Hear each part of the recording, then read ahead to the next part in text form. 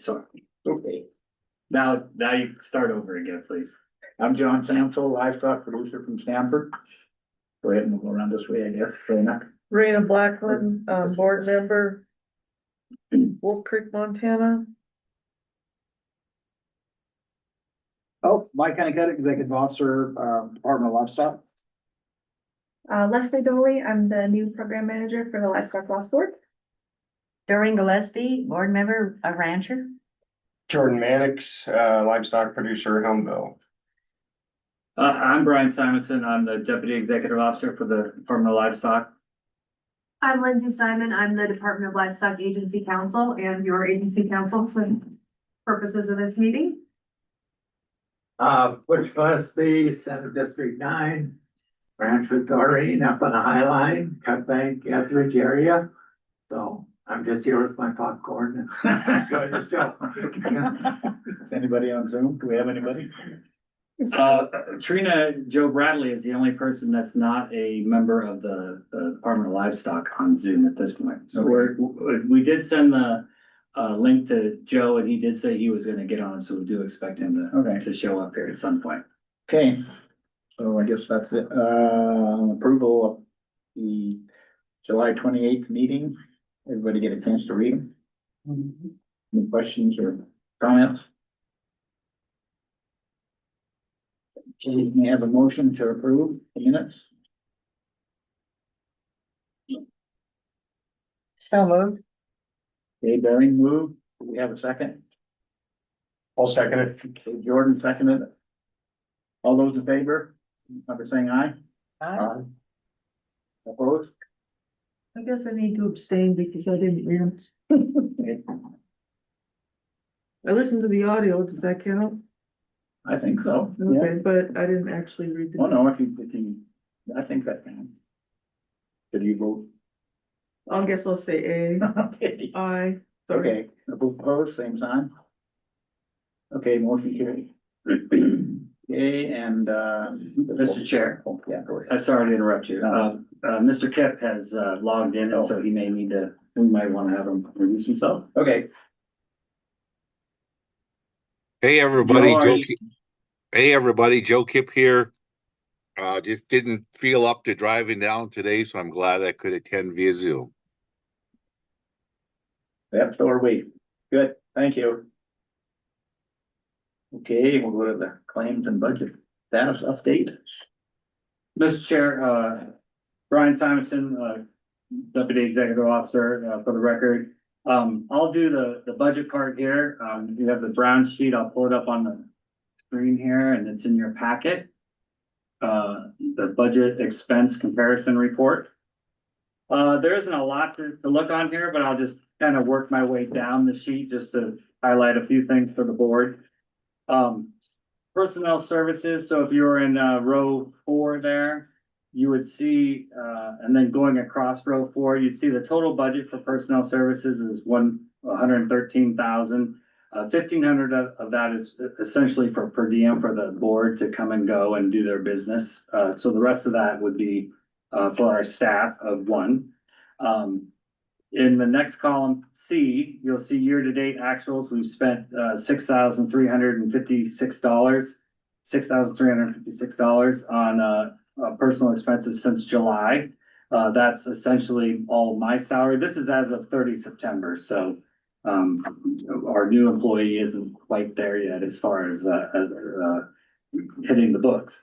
Then in column D, you'll see that that's what we spent this time last year. So up until this time last year, and our previous member of the staff was in that position until late November, I believe. And so that would all be his salary as comparison to last year. And then you set column E is a comparison line, and column F is what's left in the budget. The operations, which is row 5 through 14, or I'm sorry, 13 there. You can see those numbers are all pretty small as far as what was spent this year and what was spent last year. We just don't have a lot of operational expenses other than rent for the one office space that we do have. That number will keep growing as the year goes on.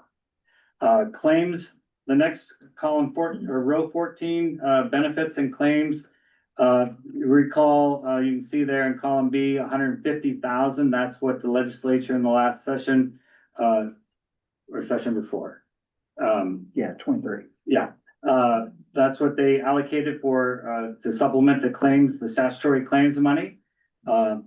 As of this year, we've spent since July, 118, almost 119,000. And at this time last year, we only had spent 65,000. So we get some kind of comparison of the level of activity from year to year. Then the whole operational budget, which is at the top half of this form, is from House Bill 2. So that includes personnel and ongoing operations. And that's all funded through the general fund, which you'll see there on row 20. And then that just is a summary of all those together. The second part of this moving down is the statutory appropriations and budget amendments. And this is where the money for claims and grant money is stored, because they're appropriated by statute, not by the House Bill 2. So you see there, the budget for contracts is 133,500. Essentially, that's just a stab of what we think what history had told us that we had been given over to wildlife services. So this is the wildlife services money that we allocated to them. It hasn't hit the books yet as of September 30th. I think we got that bill last month. But that bill, we approved that at the last time we were here for approximately a little over 95,000. Last year at this time, we had approved 150, almost 116,000 to wildlife services. Row 27, depreciation reduction grants. We allocated 216,000 in the last grant cycle this year. So that's how that number gets there. And you can see we hadn't done a grant cycle really. There must have been some miscellaneous stuff that came in, but not much at this time the year before.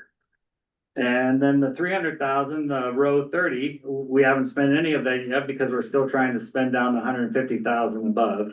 When we get to the end, you can see we hadn't spent any of that last year either. So when we get to spending all of what's above in general fund, then you'll start to see those numbers grow as time goes on. Essentially, that's your budget status. Okay. Anybody questions? Comments? Would you like to explain the email you sent to me to the rest of the board? Sure. Ms. Blackman asked, what happens to the rest of the money because George was a full-time employee and the way we've got it set up is a half-time minimum employee. And it's a little complicated because the general fund, isn't like we're mostly in the department used to working with per capita fee largely for these kind of things. And per capita fee is a tax that, we, or the Department of Revenue actually administers and is, paid by the industry and to support the department. Whereas the general fund is just the general taxpayer dollars that come in. And so if we didn't use money in per capita fee, it would just stay in the bank for us and our reserve, or we'd use it for something else. We'd have that authority within the department. For general fund, if we don't use it at all, it'll just go right back to the coffers, the state treasury, and they can either use it for other things, or it would, eventually, I guess, materialize as a tax savings to the taxpayer. So the question was, well, what's going to happen with that money? Well, personnel services is separated out from operations, and it's done differently. So personnel services, in July, you get a snapshot, which is the state capturing what it is you're paying your people, right? And whatever you're paying your people, that's what rolls into the next budget cycle for the next legislature from the snapshot. So if we're gonna so from now until the next legislative cycle, a year and a half, we're gonna have this money in the on the budget side for personnel, this 113,000, we're gonna have that sitting there. And it would go unspent if we don't do some kind of, a budget change request to move this money around. The intent of the department is to move that money down, whatever is left over, is to move that money down into the claims. Now, that takes approval by the governor's executive budget office, so, but I think the likelihood of that approval is pretty automatic. And so instead of, 150,000, we predict there'll be about 50,000 extra or leftover authority, general fund, from the savings of just having a half-time employee. And so you could see over the next year and a half, us at the end of the year spending 200,000 on claims out of House Bill 2. That'd be the ideal situation. And then when we go into the next budget cycle, that number that's because we would have allocated it through the budget change process to claims, it should roll into the next budget cycle in claims. It should be established in there already. And so the hope is that it would just pass through that way like normal. And we'd now have a budget of 200,000, some number close to that in claims. And our budget for personnel, the half FTE that we're claiming for livestock loss would show up as a 80,000 or something like that up in the top. If it doesn't go that way, then we just won't have that money. I mean, the general fund is paying us for what we need to do. And in personnel services, we're only gonna spend half of it, so it could go back to the state treasurer. Or the board could make a decision when they put their budget forward for the next biennium to structure their House Bill 2 request that way. It would be reflected as a change request. And then it would have to be approved by the legislature through the budgetary process. If it didn't automatically show up that way in House Bill 2, the board has the ability to say, well, we're gonna ask for less here, we're gonna ask for more here, and that's the request or the change we're asking the legislature to make. And the value, I'll just say while I got the floor there, the value of spending this House Bill 2 money first and having more in the House Bill 2 is, as Brian said, that's a use it or lose it. Your statutory appropriation money, any money that you don't use in your statutory appropriation carries forward as state special revenue and you have it to use in future years. So that's why we prioritize using the general fund money first, because if you don't use it, you're going to lose it. The money that's on the bottom half of this page, if you don't use it, you get to save it. And so that's, that way you're not losing anything. And the only other thing I'd add to that is that the bigger that number is on the bottom of the page, the more money there is for wildlife services and prevention work. So besides having it roll over. I take it House Bill 2 is anything A? Oh, I'm sorry. House Bill 2 is the major state budget. So all state budget, every agency, every department has a piece of it. It's divided out into different sections because it's obviously the state budget is so big that one committee can't handle it all. So we go to a section that handles ag, DNRC, us, FWP, Transportation. and then transportation. That's the one thing that's not like the others. So maybe it's so big, it's got to go somewhere. It goes with all these other small agencies, but most of it's like natural resource, ag-based departments. So they consider that part of House Bill 2. And then what comes out of each committee goes to the full appropriations committee, and that's the whole state budget. So when we talk about words we'll use interchangeably, like as we go into the legislature and we talk about the governor's budget, that's the request that we're making in House Bill 2. The thing that you have that's great for the Livestock Loss Board is that in the legislation that enabled the Livestock Loss Board to set up these statutory appropriations, which just are not part of House Bill 2. The statutory appropriations are all approved through a different methodology. That's why they have to be, I think they have to be approved every 4 years or 6 years. They have to be reauthorized. I think it's 6. And so I think 2029 is the next time. It is 2029. Yeah, that this statutory appropriation would come before the legislature and have to be renewed. So it sits outside the governor's budget. That's why it's dealt with differently. So, and we should be careful, when we talk about House Bill 2, that's just the main state budget that the legislature approves. The governor obviously puts forward what the executive branch, all of us together, put forward as the budget for the next year, and then the legislature, adds to that, detracts from that, all the different things they do to get to the final state budget.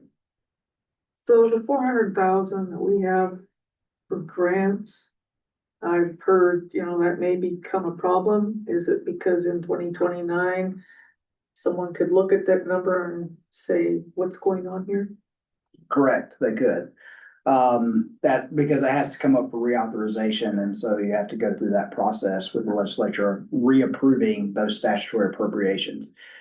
And I think the best thing you can do on the grant side is, if you're spending the money, then you obviously can justify the need for it. I think what I've seen, and there is a legislator in the room, but what I've seen from the legislature with statutory appropriations in the past is that, because this is not the only one we have others, is that if you were rolling in there and in the last 6 years you had never spent any of that money, that becomes a problem, because the viewpoint of the legislature would be, in this case, you're tying up $300,000 of general fund that could be spent on other things, but it's tied up here and can't be spent for anything but this. So I think the best defense against that is to use your money for justifiable expenses and be able to demonstrate to the legislature that you need that funding level or greater funding level to continue providing the services you've been providing. And wildlife service money never comes out of that account. I'm not on the statutory appropriation. Yes, there's a certain amount of the statutory appropriation that you can, I can't remember how Up much. to 50% of the stats, what you have above and beyond the 300,000 that's in reserve. What you don't spend in that current appropriation, you could, up to 50% of that can go to wildlife services. And that's what we gave them our last meeting, the Yeah. 95,000. Yes, you had 95,000 left from the previous year that was eligible to give to them. Yeah. And again, using it is the best defense against losing it. And I apologize at the next meeting. I asked the same No. question again. No, there's the budgetary process is confusing, and obviously I love to try and explain and have more people understand how it works. That money doesn't sit there and generate any interest, I assume. Well, if we save it, it does. Oh, yeah, anything that's just sitting there, It does. we try as in our accounting budget office, Evan specifically is managing the short-term investment. And so anything that isn't like in the next month or two of, use, we're gonna put that into savings. Okay. So it is growing interest. Okay. That's all. Anything else on that? We don't need a motion to approve that, do we? We do. Have the information. No, Mr. Chair. Okay. Dalen, is Dalen available yet? Well, he is available, or he is on, we appreciate that. And maybe we should jump to it, but I was gonna say the next thing on the agenda was the claims. Go ahead and finish your Status, and I'm gonna turn it over to Leslie. Mr. Chair, members of the board, Leslie Doley, I put together just a few charts, tables, things for claim numbers. The first one is just a calendar year that breaks out the county, the predator species, the livestock species, the number of claims, and the amount that was reimbursed to those claims. Gets quite a bit of detail on the location and species that you have there. And then on the next page, I broke it out with the confirmed and probable by the predator species and the livestock species. This was one of the tables that historically has been kept current. It also shows the number of owners. This one's a little weird to report out, because if you look at under wolves and the number of owners for each livestock species under wolves, 16 and 3 and 1 don't add up to 19, but that's because there was overlap. So one of those owners had more than one species of livestock killed by wolves, right? So the numbers don't add up when you look at across the rows and down the columns, when you're looking at the number of owners. Same thing when you get to the very bottom of 67, that's not the total if you're adding it up from the column or the row, but that's because there's, producers that are having multiple types of depredations with multiple predators and multiple species of livestock. Just wanted to point that out because it looks like it doesn't add up. And the next page, again, kind of goes through just a more general breakout by livestock and predator species. And then I did throw 2021 on up through 2025 year to date, just so you can kind of see what the sort of the run rate of those numbers of claims. That's just the number of animals. And then I like visuals, so I did a map on the last page, just because I think they're kind of fun to see what it really speaks a lot to how regional the depredations are. That's just 2025 year to date.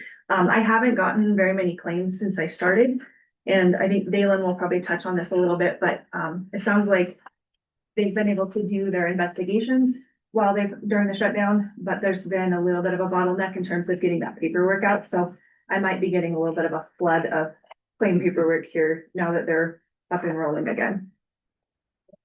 Mr. Chair, if you wouldn't mind, I'd just like to throw some kudos out there to Leslie.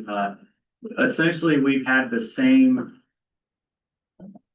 rudimentary spreadsheet or table, we call it a table because I don't even know that it really was a spreadsheet, that we've had, and what we've been reporting on the website has been that same kind of thing. If you go to the website now, you're gonna see these colorful updated documents, and she's saving a lot of time essentially too, because you were manually entering all of those things, and now she's using pivot tables and all kinds of things that. And I guess to throw out there, if there's other data points that you guys want to see, I'd love to do this kind of stuff. So if there's something else that's interesting or valuable to be able to see, let me know what it is. It's not hard to do.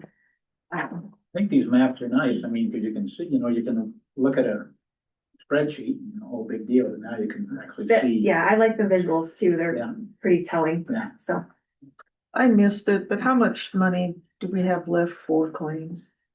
So, that is still one of the confusing things as far as all of our spreadsheets are gonna be still on a calendar year. And so the numbers don't exactly transfer over. So if I go back to the budget sheet, this is what we have left remaining for July or to June 30th of next year. So you would take row 15, whatever's on the 31,000 there, and you would add that to the 300,000 on row 30. And that's how much we have remaining in this fiscal year. $331,000 for claims. And you say you'll probably be getting probably a lot of claims here. potentially, that was kind of what Dalen indicated, that he's expecting that there's been a little bit of it's been a little hard to get that paperwork processed. And the other thing, when I do, the things like the map, I'm basing that on the date of depredation, and it's on a calendar year basis. So, we could get a claim months after an animal was killed, and so, those actual depredations, that's what that reporting is based on, is when the animals were killed, not necessarily when we issued the reimbursement. I know what I think would be nice, I mean, in the future. Like, what species, like, well, take Powder River for instance, one, like a black bear, wolf, Agreed, yeah. that would be If nice. you guys like the maps, I'll do more maps and do some breakout on that rather than the tables, because sometimes it's, And you can see it all in front of you, right, like this, I think that's, Yeah. myself, I think that's kind of interesting. Beaverhead, 28, is that all, probably wolves and grizzlies combined, I'm sure, but. right, yeah, no, I can absolutely do some breakouts on the maps. They're easy to do, so, It would be nice to have that, I think. I agree, yeah, perfect. but it does beg the question why there's nothing here. They just don't have losses in eastern Montana? That's where the coyotes eat. Right. One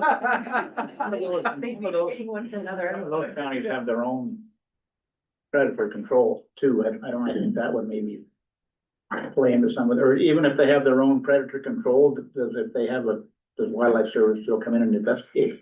Yes, They fund their own program. they do. It's, I would think that, probably one of the things, if I looked at the map, and Dalen could probably add a lot more, to that, is in that gray area. I would assume we have some lion activity in some of that gray area. I'm assuming we'd have some wolf activity in some of that gray area.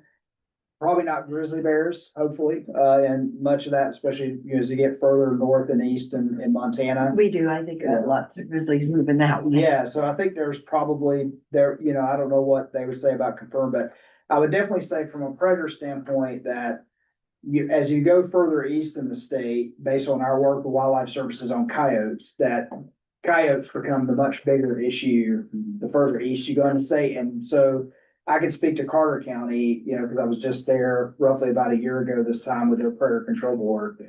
I think in 1 year, Carter County had lost 500-600 sheep, 700 sheep that they had documented, their predator control board had documented to coyotes. And so there's still lots of depredation, but it's not depredation covered by these programs. And we do have funds that we pay to Wildlife Services for doing coyote management work. That's another one of those statutory appropriations the Department of Livestock has. And then, as Mr. Samsel had pointed out, many counties have their own cattle and sheep petition funds that they contract with Wildlife Services for not paying for the depredation, but paying for control work, for hunting, trapping, those types of activities. Okay. Thanks. Anything else, Brian? No, sir. I would make just, I guess, one caveat that, when I gave out the 331,000, I wasn't including the potential of the money from the position. So it could be 380. Yeah. Yes, sir. Okay. And you said Dalen is on, available? I see him.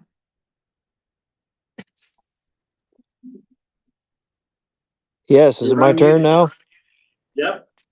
Okay, great. Mr. Chair, member of the board, I'm very grateful chance to meet with you. Kind of our scheduling kind of overlapped a little bit. I'm taking my boys on a little bit of deer hunting here yet, and I found a ridge with some good cell phone coverage. So hopefully you can hear me good enough to kind of get a little bit of an update.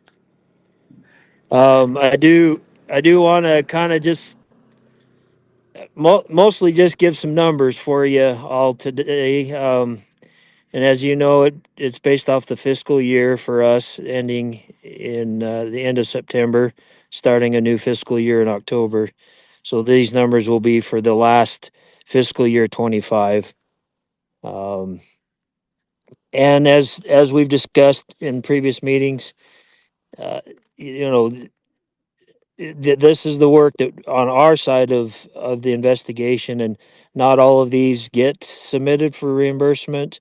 Many are delayed, or sometimes ranchers tend to wait until the end of the year to submit them. So the timing does not always match up, of course, with what is processed through the Livestock Loss Board. So I'll just run through some numbers just to give you kind of a reference to where things ended up for the fiscal year. Mountain lion, we did 27 investigations for individual species. I'll go ahead and go through each one, confirmed and then probable. So of those 27 investigations, there were 11 goats that were confirmed, 3 kid goats confirmed, and maybe this doesn't particularly apply, but it is on my chart. Domestic dog, there was 2 probable, and 8 lambs confirmed and 7 probable. And here, let me see if I can get my phone here to agree with me. I'll go back. And now for our grizzly bear for fiscal year 25, 133 total investigations, 59 confirmed calf and 27 probable calf, 11 cattle and 4 probable cattle, 1 probable lamb, 1 confirmed sheep.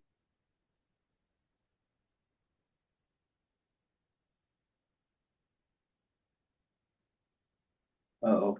Moving? The wind must have started blowing. Jalen, we lost you. It was so clear. No wind. Where You are look we like at? you're coming back. There you go. There we go. Okay, where were we at? With sheep, I hope is where I last heard. And Okay, grizzly. one sheep, and then 2 probable sheep, then 2 probable piglets, and then adult swine. This is for grizzly bear again. 5 adults confirmed and 3 probable. All right. How we doing? Have you still got me? We do. Okay. And then I'll go on now to our wolf investigation reports for the fiscal year 25. 82 investigations total, 35 confirmed calves with 7 probable, 9 cattle, 0 probable, 7 lambs, 0 probable, 11 confirmed sheep with 2 probable sheep, and 5 confirmed guard dogs with 3 probable guard dogs. And then 1 we've got it as livestock guarding dog or livestock dog. Still falls in that same uh, category to be compensated as 1 confirmed livestock dog. And then for our black bears, which is kind of obviously new to the compensation part of the program. However, we've been doing black bear work for many years, and it's been maintained pretty consistent. For instance, last year we had uh, completed 25 for last year. Now this is fiscal year 25 is now 22 for the year. This is black bear again. 3 confirmed calves, 1 goat confirmed, 1 kid confirmed, 1 sheep, 1 lamb confirmed, 1 llama confirmed, and 1 piglet confirmed. And of course, no probables in that. We did do 1 for human health and safety as well. I don't know the details on that, but obviously it wouldn't be a concern for the Livestock Loss Board. But anyway, so that kind of gives a total for effort and then the individual affected species. It's been a crazy year. I'll just have to explain that. We've already discussed with the earlier hiring freeze and such, and then of course the shutdown. But as far as being caught up, as of yesterday, we were able to get all of the current IRs that we had out in the mail, so we should be good to go. They're still coming in 1 or 2 at a time yet, but we should be caught up on what's been done.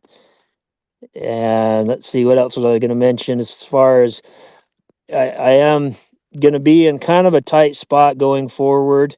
We, my budget analyst will be retiring the end of December, and that on even a great day would be a terrible thing to lose the great work that Ann Peters does for us. I think she's had 49 years in, and it's going to be a great loss to have her go on, but we're excited for her. But with the conditions we're in with the hiring freeze, is we still are not able to hire admin staff. Hmm. We can do we can do mission critical, deemed the biologists and specialists. We've been able to fill those positions as we've talked before.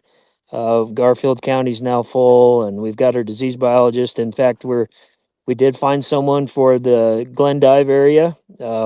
That's looking real promising. We hope to get that position filled this week, this coming week. But unfortunately, and I don't understand it, but the admin staff, including our budget analyst, has not been cleared for any hiring.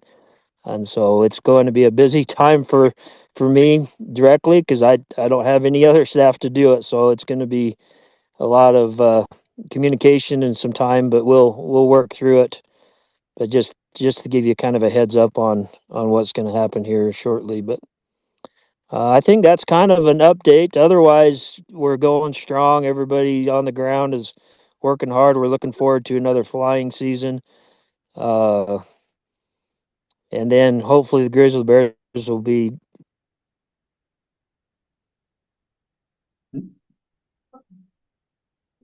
We hope so too. Dalen, we lost you there. The Grizzlies Bears will be what? Probably hibernate. Probably going into hibernation. Yep, headed to bed, hibernating here. So that should give a little relief this time of year. And then we'll switch over to mostly coyote work and a little bit of wolf work through the winter months. I think that's all I've got for a direct update. If anyone has questions, I'll see what I can do. Questions? Okay, thanks. Okay, Good hunting. that's great. I'll kind of stay with you for a little bit longer here if there's anything that comes up, and I'd like to kind of keep updated with you all too. So I'll pay attention here, but then after a while I'll probably sign off. But thank you again for accommodating this and getting kind of the schedule to allow me to call in. Yeah, Mike has a question. yeah, Mr. Chair, and not really a question for Dalen, but maybe, well, also for Brian and Leslie, thinking about the data that Leslie was sharing before and maps that would be useful. Given the questions from Ms. Blackman about why, some areas we don't see claims, you are receiving all claims paperwork, whether they ever apply for a claim from you or not, correct? You're getting all that from Wildlife Services? No, Or are you just getting we what? only get claims that are submitted for Oh. reimbursement.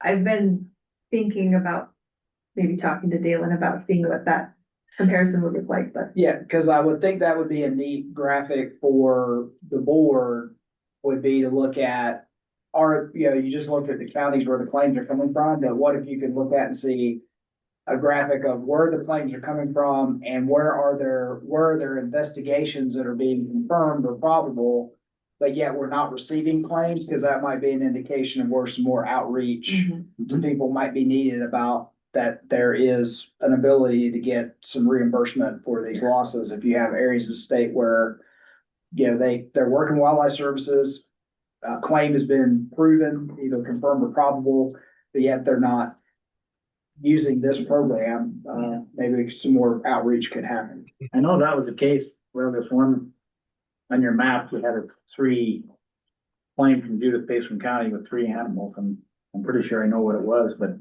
I know the people, and they said they didn't even know this was in existence. I talked to them and said, oh yeah, and they put in, and I've talked to some people like that too, and I always say, and go to Wildlife Services. FWP isn't the one to go to. Mhm. It's Wildlife Services. So that's good for them to know, because if they go to FWP, Wildlife Services is it. yeah, and probably FWP does not. relay They don't, to they don't. Wildlife Services, though. I mean, maybe, I don't know. I guess depends on. We do get some calls from some transfers from FWP to Oh, okay. us. It's easier, I think, to do it that way, for them. Yeah. But we do see some of that. Maybe Dalen could shed some light on it, the availability of that information. Cause I think my Are they recollection, allowed to? share that? yeah, that's right. I think my recollection in the past is that they might be a little sensitive. Yes, We hear you. We did. We lost you. We're So not I have a hearing question anything. or comment I'd like to throw out to the group. And this is Joe speaking. And this concern, I know, hopefully Dalen can hear this. So, very good report from Wildlife Service. I'm kind of curious, Dalen, of that money that the Livestock Loss Board kicks over to Wildlife Service. Is that basically just for claim work, the investigations and all that kind of stuff? And then you're doing your management. Is that per capita money? Where's that coming from, or is that other money that's coming out of this? I think really that would help us understand how much, well, basically how your budget flows too. So I'm curious about that, Dalen. Are you there to respond? Sure, I've got you. If you can hear me. Can We now. can. Okay, great. Yeah, no, you're correct, Joe. That funding goes, and it's kind of the way it's written of the source of that funding is considered a non-lethal, to help with that portion of the effort, prevention type efforts. And then the agreement was that we would use that for the actual investigation, not for any control work or killing animal, doing those sorts of things. It's designed to help defray the costs of going out, the travel, the expense of time going and actually doing the investigations for the Livestock Loss Board, and the efforts involved there. So that's directly where we channel those funds. And then to continue on with the previous question about how those investigations, because we are sensitive to that privacy. In fact, we have a law that prevents us from sharing private information to a third party. So we wouldn't be able to share that direct information directly to the Livestock Loss Board. We return all those investigation reports back to the ranchers, and then they combine that with the application for reimbursement. And so that's kind of the direction that where you're going to get claims that, and assuming most folks want to get paid, so they do claim them. Some don't care and don't turn them in, and we recognize that. But I wouldn't be able to share direct information directly with the Livestock Loss Board. We might get it down to the county level. That would be certainly easy enough to share what investigations were done by county, if that would help for the mapping purposes. But so there's kind of two things. The only ones that we send out.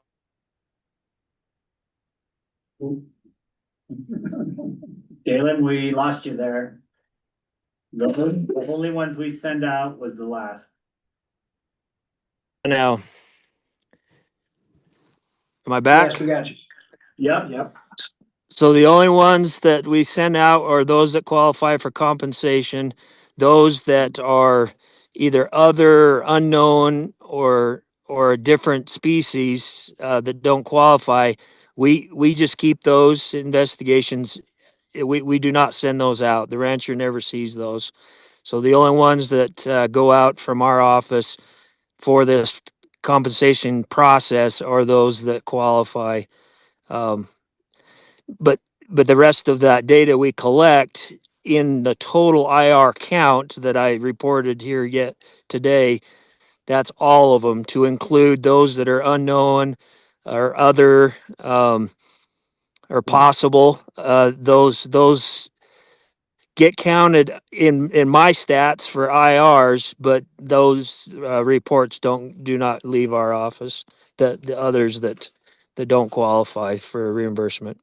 So anyway, hopefully that kind of answered both of those questions.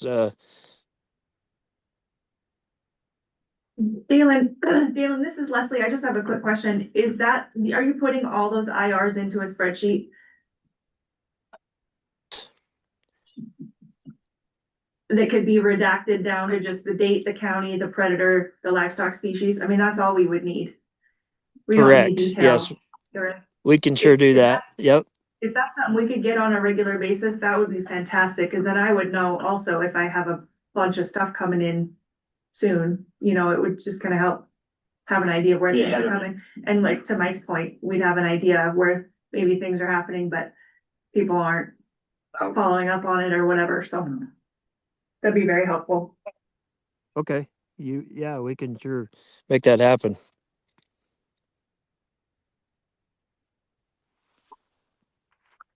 Okay, anybody else?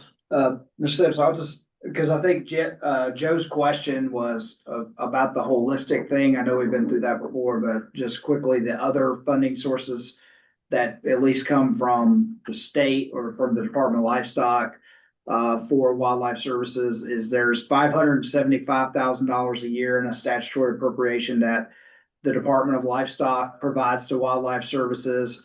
That is mainly all used for the operation of the department's three helicopters that we have, that insurance, maintenance, those types of things for aerial hunting, but that is intended to be restricted for coyote and red fox, and it's all coyote, it's not red fox, but because they're non-game species, not managed by Fish, Wildlife and Parks, that gives us a little more authority to be able to work with those.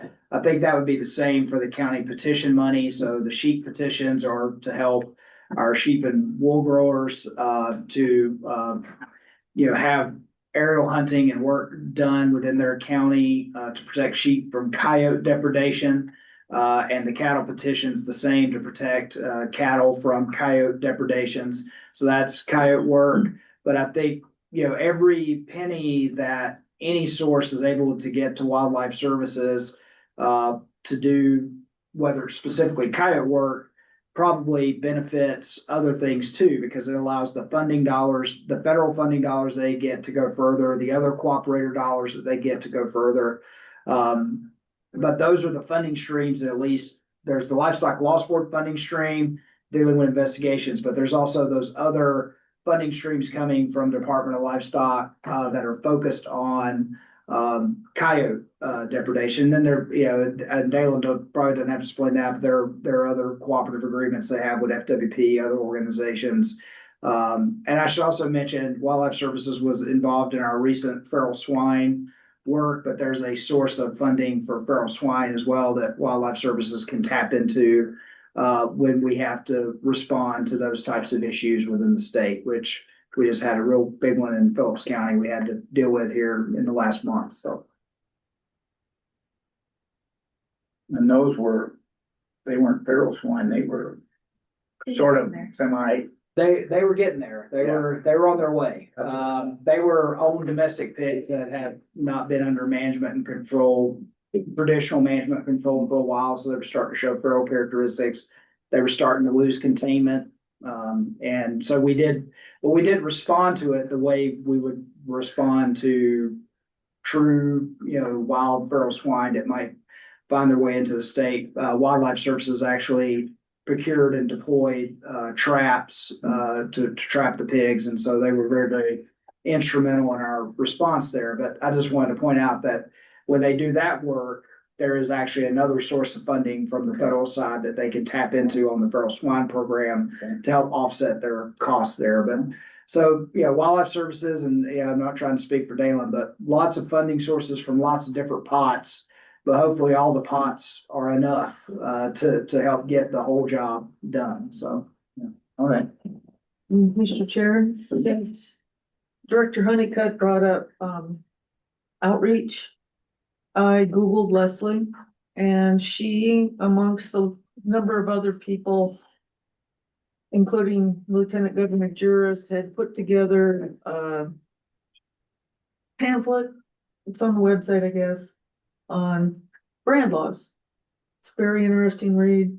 Should be in a brochure that sits in every magazine rack and every livestock auction, because it pretty well lines out. If you get remarried, put your spouse on it. Your son has been taking care of the ranch forever. You die, your spouse now owns half the cattle.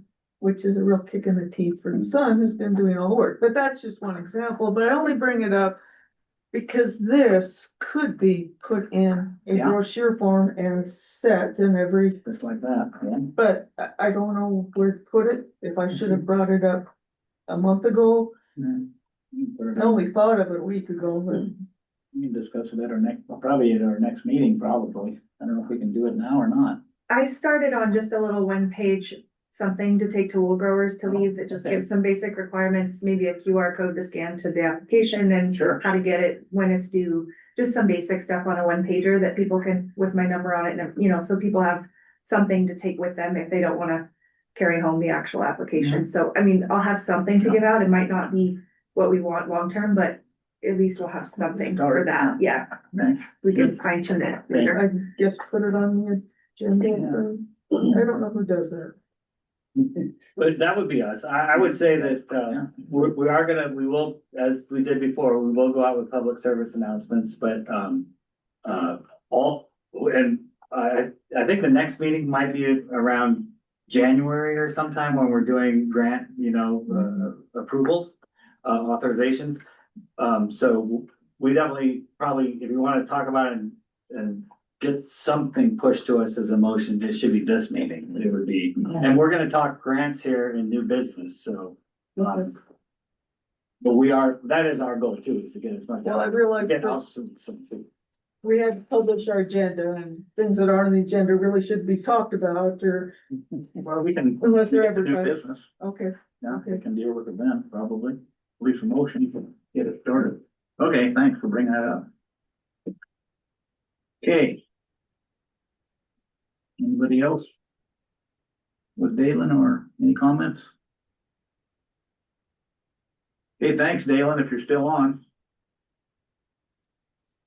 Yes, you're very welcome, and I'll look forward to the next meeting. I'll try to make sure I'm in person there, but again, thank you, and I'll listen here for a bit. If there's anything else I can help, feel free to speak up. Okay, thank you.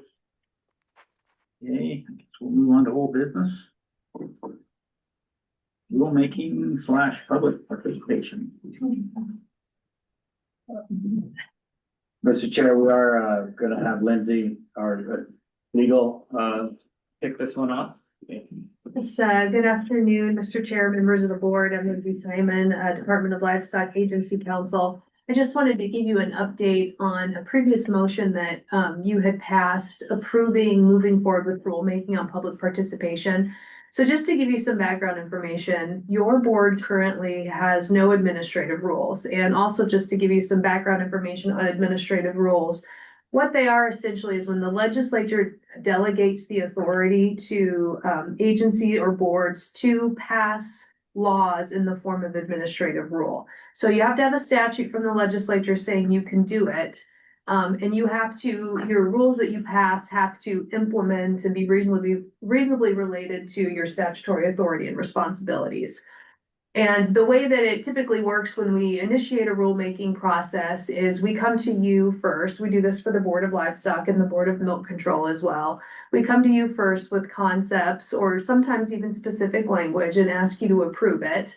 But then after that, we go into the rulemaking process that applies to all executive branch agencies, which also includes getting approval from the governor's office.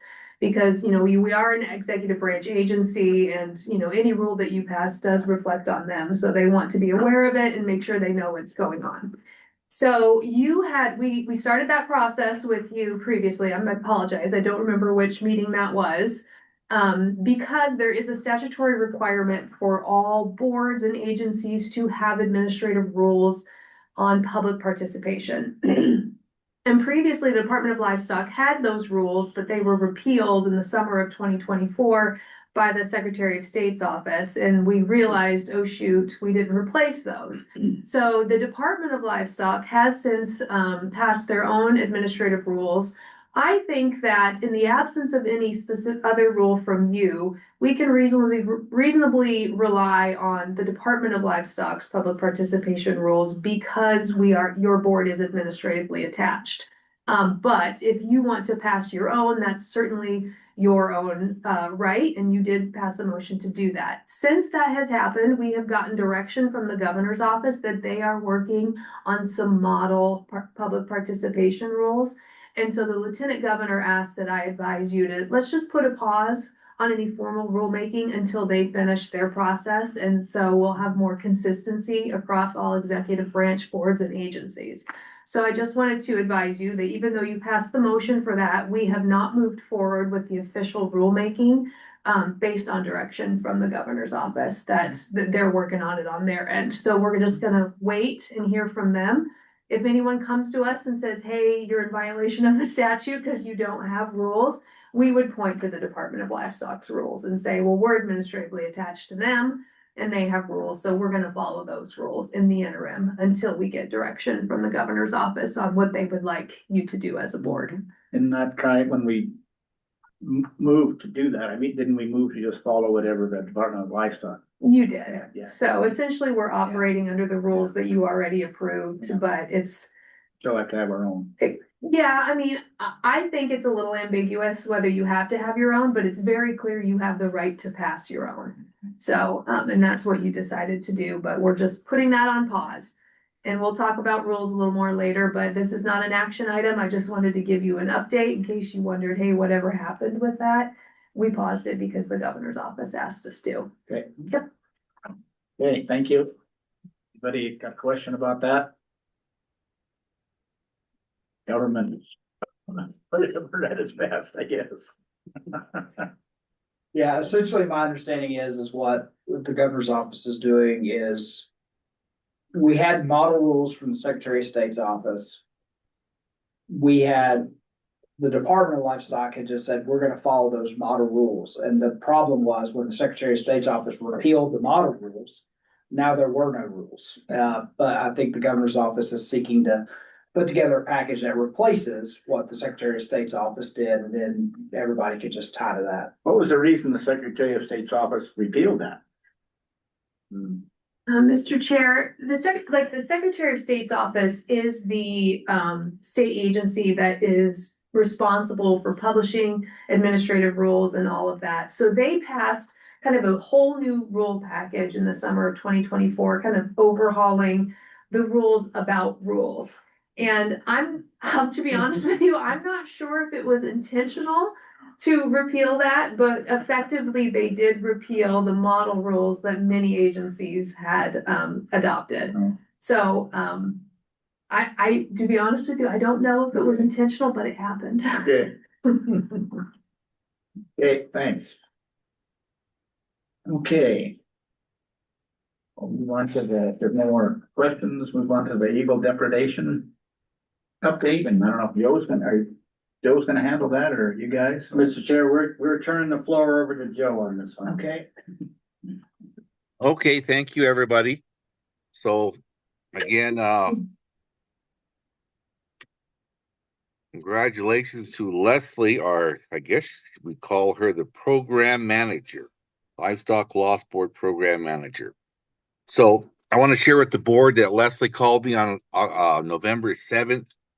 Had a very good discussion about this and many other issues too. And I really liked the idea she had. My idea was to let's get the word out to producers across the state that we need to have some type of database.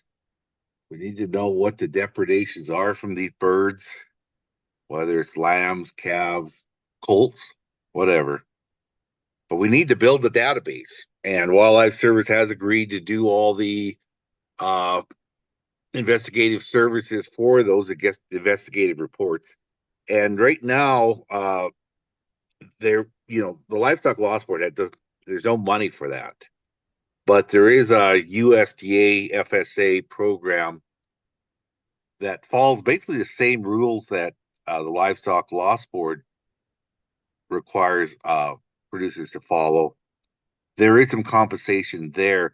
And so my idea was let's just get the word out there and try to get people to report them, Wildlife Service to investigate them, send that information back to the Livestock Loss Board, and then next year we would be able to decide as a board whether, hey, there's not enough reported there to do anything with, or yes, we really need to try to figure out how to compensate for those federally protected wildlife that are killing livestock. Miss Leslie came up with another idea on that. She thought maybe we could just send a I guess like a interview or a little form out to everybody throughout the state and just have them self-report. And have you ever had depredations from eagle that you think are eagles? He doesn't believe that we need to have everything investigated and proven at this point. Just trying to build that database. So I had a really good discussion with her. I was really enthused with her idea of how to get more information available to us. And I wish her well with that. I don't know if the board needs to give her permission to go forward with that idea. And as far as the old stuff, I've set it up with the Northern Northern News, Northern Livestock News Station. On their website, Facebook page, they've got something kind of going with trying to get producers aware and looking for issues with eagles, and trying to give the advice of what to do if you do find anything or are suspicious that eagles may be killing your livestock. So that's where we're at. Go ahead. No, go ahead. Excuse me. So that's where we're at, and I'd like Leslie to go ahead and share her ideas a little bit with the board. She could probably articulate it a lot better than I could what she wants to do. And I'm very grateful for her impacts. Again, You got a little press a while back, didn't you, on with, I don't know, was it Taylor Brown or Russell Nimitz? I mean, you were on the radio or TV here last summer, weren't you, talking about this? yeah, the timing of that was a little bit off, but they were really helpful in trying to get it out. So what we're trying to do is get tooled up, ready for this next calving season, next lambing season, and I know if we have any more ideas, Taylor Brown would probably want to renew the story and get it back out there. So, kudos to them. They've been a very big help. But it was just the timing was a little bad. But it did prove that, at least on the comment section of their Facebook page, after people went there from hearing the radio interview, that quite a few producers were saying, hey, I've seen that. I've had eagle depredations. I just didn't know what to do about it. And so it does bring up the issue that maybe it's a sleeping giant. Maybe we need to figure it out, or maybe it's just a very few predations that we don't need to worry about. But until we get more data out there, more ways for producers to report, we just don't know what we have. Okay, Leslie, I'm going to shut my mouth for a little bit. Take over, girl. Is Dalen still on? I think he. I did ask him about eagles. Oh, I think they're willing to do Maybe he's back on. I think they are willing to do the investigations, aren't they? They do. Yeah. Correct. He didn't have hard data, just kind of anecdotal that it's a pretty small number that they have encountered. And I also called FSA to find out what their indemnity looked like, just so that I didn't know anything about the program. And my understanding, and this may not be exactly right, but they have to meet, you have to meet your normal death loss for whatever group of animals it is before they'll pay anything over and above. And it's only a percentage of the valuation, anywhere from 60 to 70, somewhere in that neighborhood, depending on other factors. So there is indemnity. She was going to send me the data if they had any on indemnity that they've paid on eagle depredations. I haven't heard back from her, but of course they've been dealing with shutdown as well, so I'm probably pretty low on their priority list. I guess if you guys want to do a survey, that doesn't sound like something that would be difficult to do. If you do it electronically, it would be very limited cost. If you want to do mailer, it's gonna be a lot different. I mean, if you want to do it, it's not something that would be hard to do, but it's totally up to you guys to get some information if we want to try and gather, so. You know, also, I think if Dalen can hear me or not, I've heard some stuff about red-headed vulture too. Anybody heard anything about that moving into the state? Coming from the south? And that's causing some trouble someplace too, and I don't know, I think, and they're protected also, you know, and so. Dalen might not be on anymore. He's off mute. Oh, I'm with, yeah, so we have turkey vultures in Montana, regularly. I think the big thing that you're referring to is black vultures, and that is more of a southern, eastern United States area that they are actually seeing predation from the black vulture. We've not had or any occurrence with that here in Montana yet. So that may be clarifying to what you're referring to. person said it was a red-headed vulture. It's different than the black vulture, but I don't know, you know. If you don't know about it, it probably has. Okay, the turkey vultures do have a red head. Maybe that's what they are. Maybe that's what they were. So, Okay. I thought it was kind of related to the eagle thing, but. Mr. Chair, just to add to, what Leslie shared. So the USDA Livestock Indemnity Program, LIP, is what, both Leslie and Mr. Kemp were talking about. So for those that aren't familiar with the Livestock Indemnity Program, through FSA, it's bigger than depredation. It covers weather losses, all kinds of other issues. So the biggest experience I have with the LIP program was, if you'll remember, 3-4 years ago, we had a really weird spring cold snap across eastern Montana right during calving season, and a lot of people lost a lot of calves as a result of the weather. And of course, to her point, mostly what I received about it were complaints, because of what Mr. Kemp shared. I think what Leslie shared, that you had to be able to demonstrate that it was an abnormal death loss. And so if you lost 3 or 4% of your calves, that was not within the threshold to get paid. Although a 3 to 4% calf loss for eastern Montana is an abnormal calf loss, but they're looking at national statistics. And of course, the rates at which they were paid at, people didn't really like the rates at which those calves were reimbursed at, based on how USDA determined the marketing for that. So that's been my most familiarity with it. We typically have not been able to use that program for depredation losses because of the existence of our state program. In states that don't have a livestock loss program, the LIP program is what they have and what they have to use. And it does not work as well as what you do. I can assure you of that.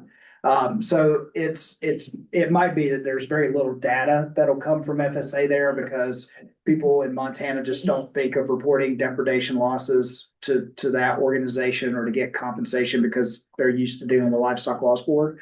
I guess anecdotally, I would share though, I think if you go out and begin to survey, over the years, I've heard lots of complaints about eagle depredations and you know, pretty disheartening stories of depredations occurring as calves are being born. That's just some pretty bad stories in places where people are dealing with that. So I would assume if you do outreach and you advertise, that's probably a good way to do it versus looking at investigations, because it's not something people think of reporting. But you may find anecdotally, a lot of people will say, well, this is a problem I've experienced, but I've never thought of reporting it because I didn't know who to report it to. So you may find that there's more of an issue there than you realized if you do the type of outreach that they've suggested. But I just want to say that's probably why we won't get a lot from FSA, because typically in Montana, weather-related losses, drought-related losses, that's what that program is used for, but not as much for depredation thankfully, because of you, that's why they don't utilize that program. How do they know if they don't see the animal? Because we've got friends over across the mountains that have told us about the ravens, that when their calves are being born, they eat the eyes out and all this kind of stuff. How do they tell the difference? I mean, is there a difference between an eagle doing it and a raven? That would probably be a Dalen question. Our good livestock forensic scientists, they would know that better than I would. I Yeah. think an eagle would come in and there'd be, I mean, you gotta be there almost right after it happens, you know, but there would be, I think in claw marks, I mean, where they come in and, yeah, raven, I don't think an eagle will peck at the eye. I mean, in my experience, we were talking about this last time, but I think it's the claw marks where that eagle comes in and just wham. It says after the calf is born, you're talking about then, is that when they're killed? Even maybe when they're a few days old, I don't know, you know. Cause an eagle sitting on a cow calf, you probably wouldn't leave claw. I mean, I'm just curious about it. You know, Cause they also say that they'll sit on the back of a cow and peck on her and peck on her, you know, but we don't thankfully have that problem over here yet. I think, you know, the problem is, you know, you get an eagle that kills something, they eat on it for a while, then they leave, and the coyotes come in, it's gone before Well, that's, anybody. yeah. That, I was just curious about it, cause I don't know much about birds, and I just wondered, I think it's the claw marks. I think you know, it's they the- can tell the difference of a mountain lion and a bear and all that, I think which so. is interesting, I but think so. they go under the hide on that, Yeah. so that, just threw that out there because of the friends that I've got over there that have told me about this, and I got to thinking, wonder how you know the difference. And I know just north of town here a little ways, there was a person that had a bunch of goats. And they were losing little kids, you know, when they were lambing or whatever goats do, you know, at that time, and they saw these little babies running around flattened, starving to death, and they were all bloody around their mouth, and they finally, their herder or somebody saw a raven just came down and right when that thing was born and pinned it down and reached in there and snipped its tongue off. So they starved to death, basically, you know. So, but I think an eagle, it's definitely those claw marks. I think when they come in, boy, they just, Oh, yeah, I can see Do a lot that of after the damage. calf is born, I yeah. think, yeah. Joe, Yes, ma'am. would you like to work with Leslie to put out a survey Yeah, sure. Absolutely. and get back to us in January with the questions? Yep, we could do that. I don't know if we really need a motion for something like I that, don't or know. just kinda, I wouldn't think so, yeah. Yeah. Maybe see what kind of data we get back next time. Or do we need a motion Do to you have? want do you want us to Authorize come you. back to you with the questions before we send it out? I think that would be best. Okay, and you can take action on the actual survey when we get something. I think so. If we find out there's a need for it, or there's really a I need don't for know it. or what not. legal counsel thinks in the Yeah. corner. I'm sorry, I was writing a memo. What was It's okay. the question? I don't quite understand your role. Obviously, you're rulemaking, but we just, asked someone to put together some questions for a survey. And we, as a board, should probably look at those questions before we actually send them out. Is that your kind of question? I don't think that implicates any legal statute, so I don't have any concerns if that's what you as a board elect to do under your discretion. I don't think it's prohibited by any statute or rule, or I don't think doing so would violate any statute or rule, so I don't think it's a legal matter that you need. You think we need to have a motion setting this in place, getting it going, or wait until we see if there's a need for it after they get this survey done or what the information back?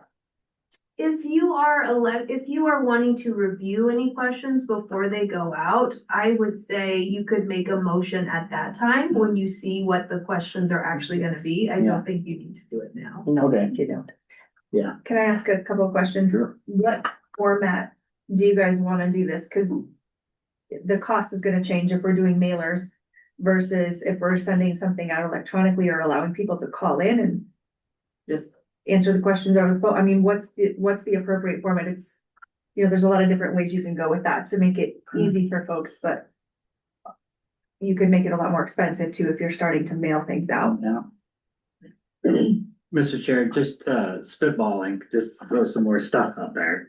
The other kind of idea is, because I'm not sure how many responses you would anticipate getting back, but you could just have a check mark that, you know, did you have anything to share on eagle depredations? And then we just call them, you know, so it'd be a really small kind of deal. And then we could contact them and get their information, because it might be hard to craft Yeah, what the story is that you're gonna get back. Right. That's what I was thinking. It's like, well, you might miss a lot of information if you don't yeah, and I talk think, to them. I think Joe said that Wyoming maybe did some recent work with eagle information.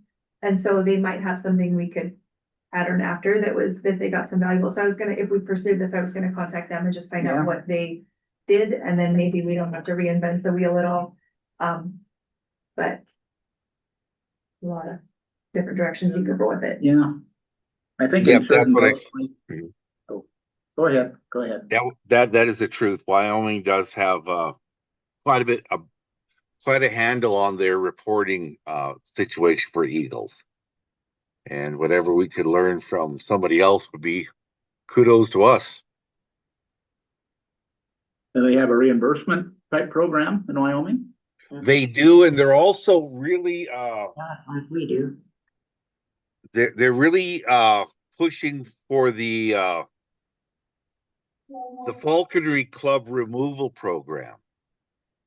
Okay, so, and Dalen can attest to this. Okay, let's just say Joe has, and this is the truth, Joe has 200 cow calves. He calves out and he loses about 2 calves per year per confirmed eagle depredation. It's about 1%.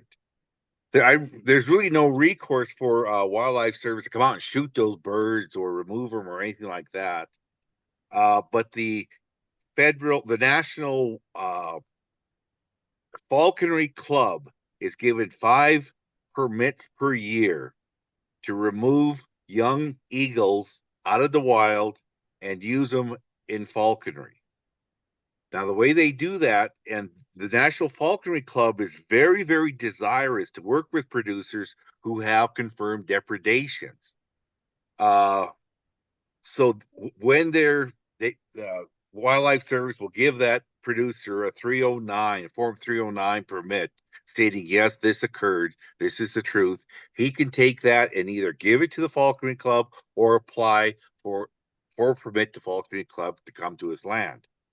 Those guys will come in with very safe, gentle leg hold traps, and they'll trap the entire field several days. And they'll be releasing the birds. They can only take out one young bird that they think will make a good fit for their falconry program. But they're telling me that that once those older birds learn that they're getting leg hold trapped, they tend to stay away from those herds or flocks that they are harassing. So, and Wyoming is way in advance of us of getting that pushed and getting that out there. They also have in Wyoming, the Wind River Native tribes have federal permits to remove eagles for spiritual or cultural reasons. And they also work with the producers. So I think we could take all the things that they've been doing ahead of us and maybe try to figure out if we could make it work for us. And if it's just a real minute problem, 1% for 1% of the producers are losing 1% of the calves, that's not enough for anybody to get excited about. But if it's 30% of Montana producers are losing 1%, then that's a lot of calves. For what they're worth today, yeah. Yeah, absolutely. And there is some control. Wildlife Service's hands are basically tied. They cannot go out there with any federal license and do anything other than investigate it. But there are other methods that we can use that are available for producers or state organizations to assist producers getting some I don't know what you'd call it, but trying to teach wildlife, maybe this is not such a good thing to learn and pass on to your young. And I'm all about Maybe a teaching place- the little ones. Wyoming, I would assume, you know, if they have something going already, that'd be a place to start. Mm-hmm. Okay, Interesting. So we can tackle the electronic question later. I think so. Yeah. Okay. Okay. Anybody want to take a break before we move on to I new think business? I put the recess in the wrong spot, didn't I? That would probably been the right spot for it. Anybody wants to take a break now? Yeah, That'd that's be a probably good better idea. before we start on the next. And if somebody doesn't start eating or drinking or something over there, it won't keep going, I think.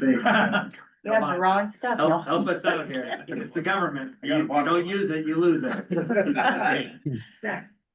Okay, I'm gonna figure out how to pause this recording.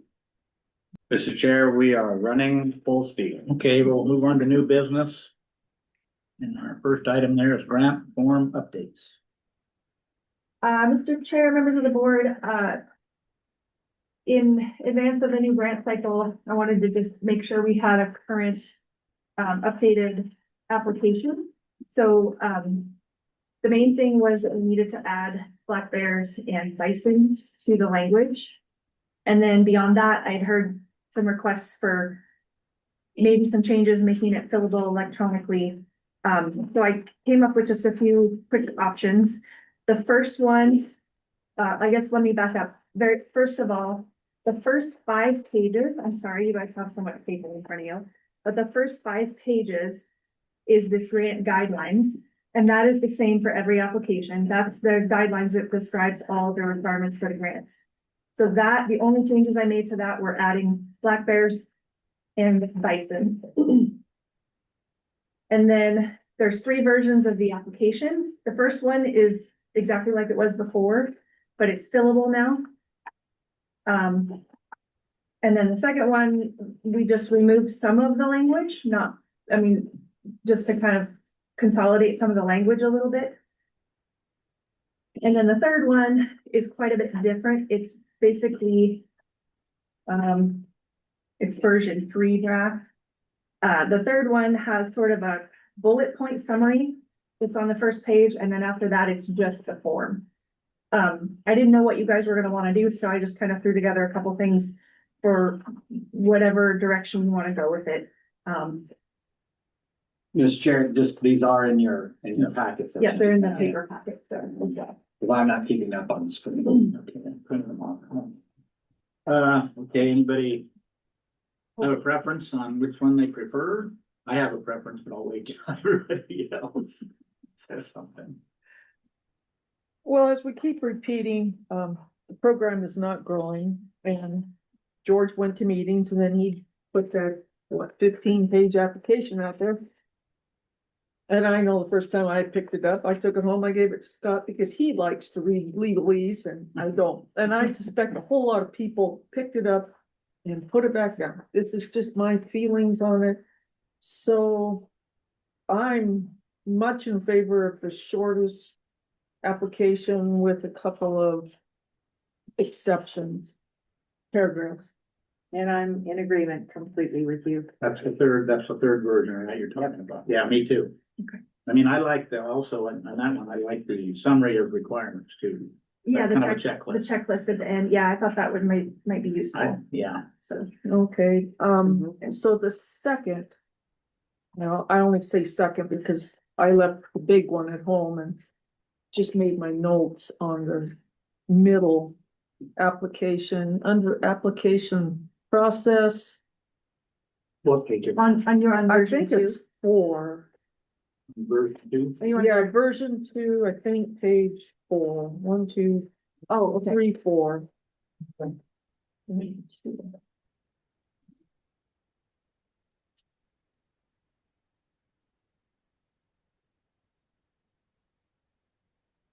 Yeah, this was a little bit.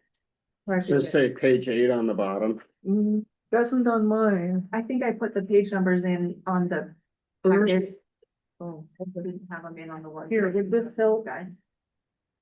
Yes. Thank you. But what does it say? When you're looking. Okay, version 2. We just took a break and are getting back to it. Let's say you find a page.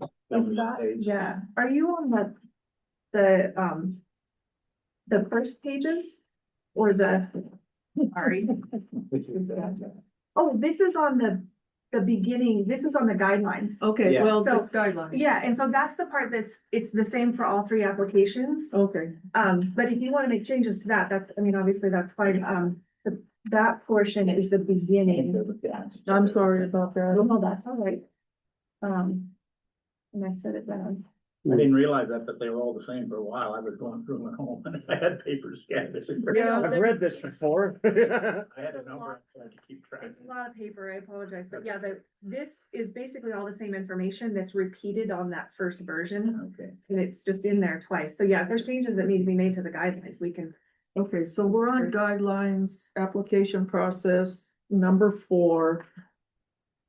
We have the screening panel did develop the scoring matrix. So that's outdated. And this is what I propose for number 4. The Livestock Loss Board Program Manager will review each application for completeness and will work with those submitting incomplete applications to remedy deficiencies. The Livestock Loss Board has developed a scoring matrix, weighting and applying scoring criteria in a consistent manner to all applicants. I was just saying, can I take a picture of that?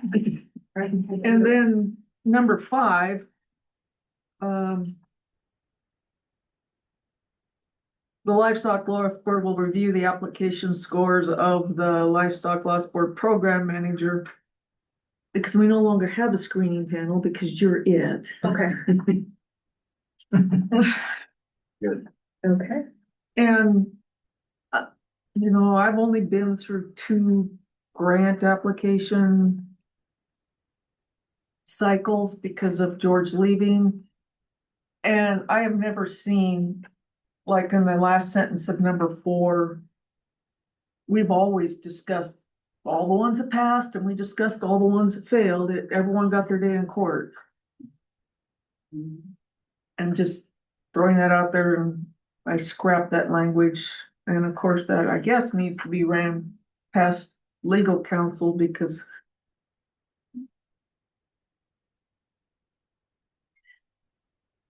Mr. Chair, my understanding of this document to help Brian and Leslie, and I'll probably need some help from Doreen, is this is the document that the board at that time worked through with the lieutenant governor. And it was at that time a forward-looking document of how will this, because there not really been a formal structure for the board to go, and the board wanted a formal structure. And if I'm not mistaken, I think the lieutenant governor helped you write that or worked with you. And it was at that time a forward-looking document. So that's probably what you're seeing there is that, yeah, that language now needs to be changed that you gave earlier to reflect that it's no longer a forward-looking document. It is the guidelines. It's the guidelines that you're using.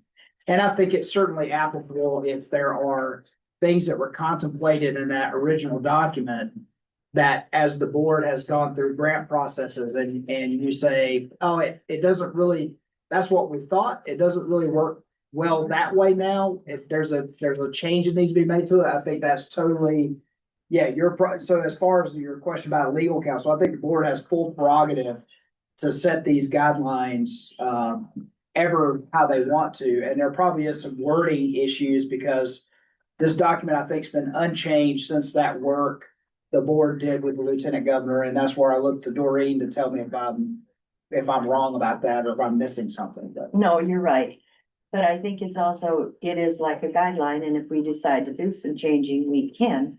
You know, if we feel that this isn't quite working, because that's what a board is there for. But yeah, Didn't they really only use after they set those parameters or something? Didn't they only use that a couple of times? Last, Yeah, talk about these guidelines, they've not been in place very long, maybe the last 2 years. the last two times. I think. Yeah. okay.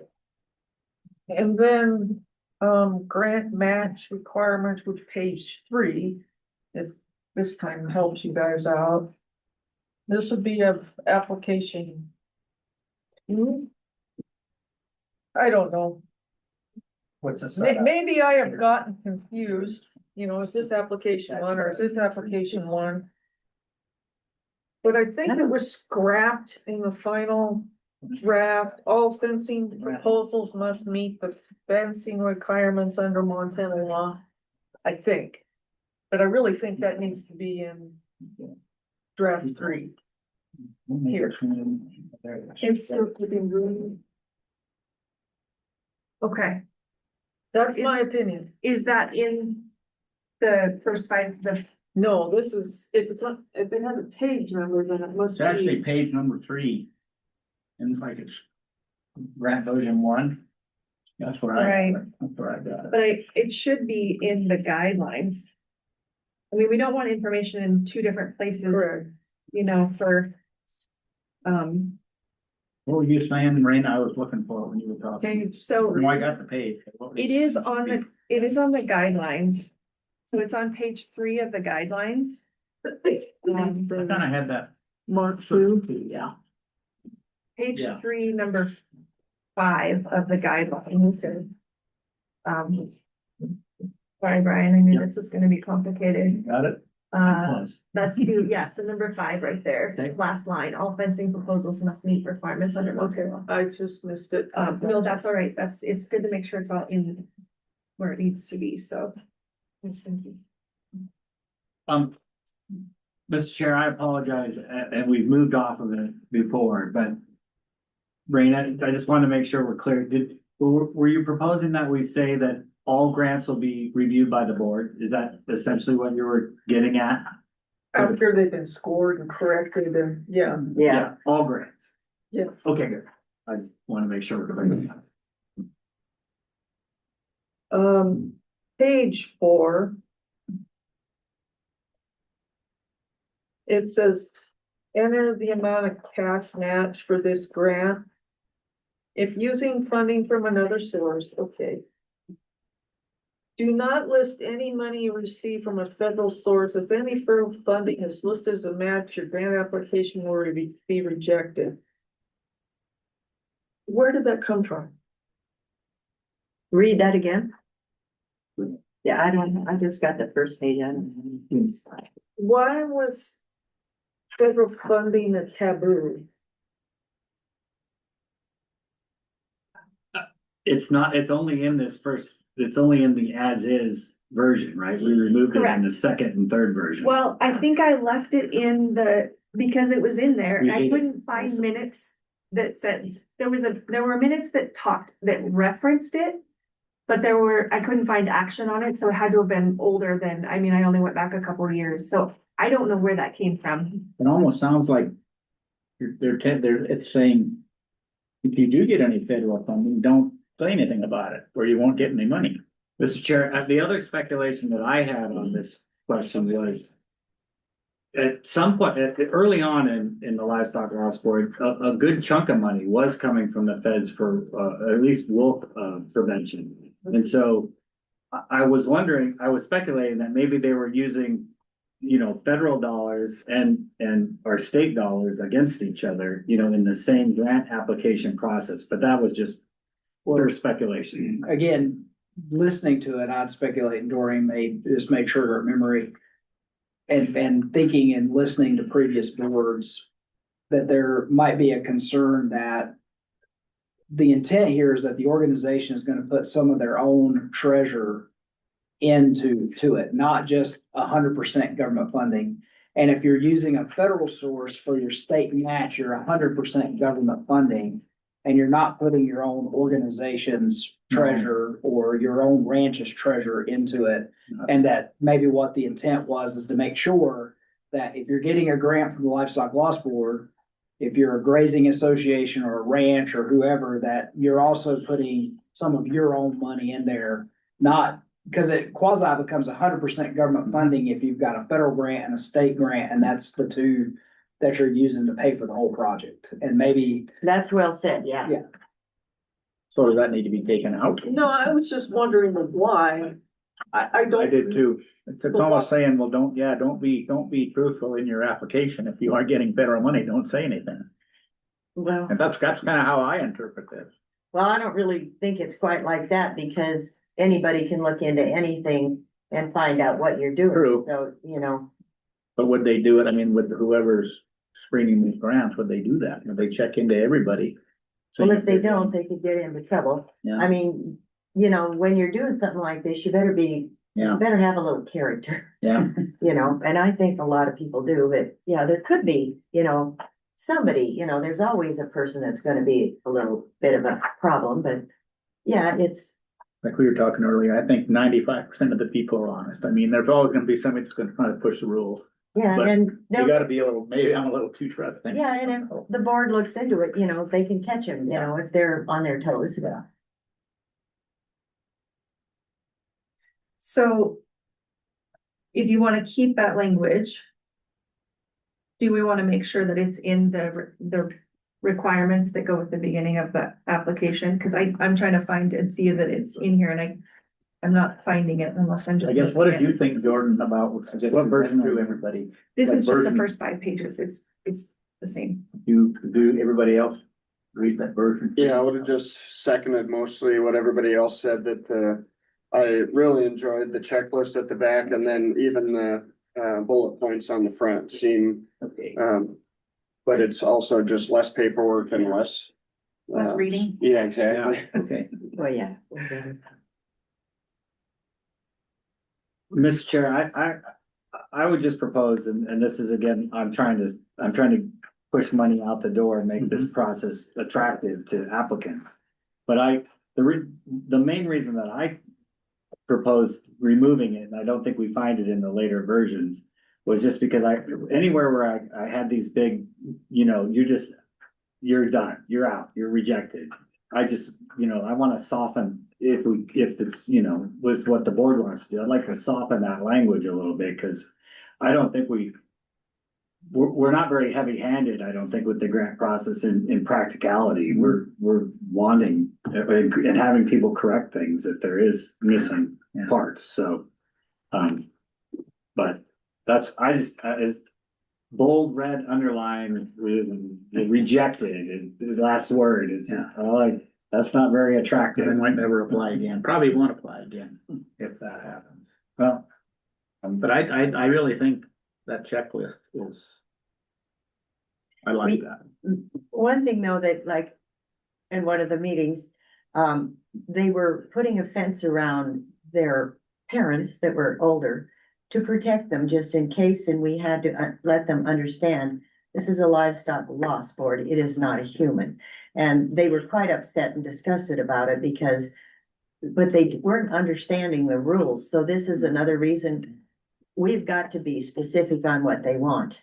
You know, because somebody, you know, I mean, not that we don't want to protect people, but we are not a livestock. We don't protect people. We protect the livestock loss program.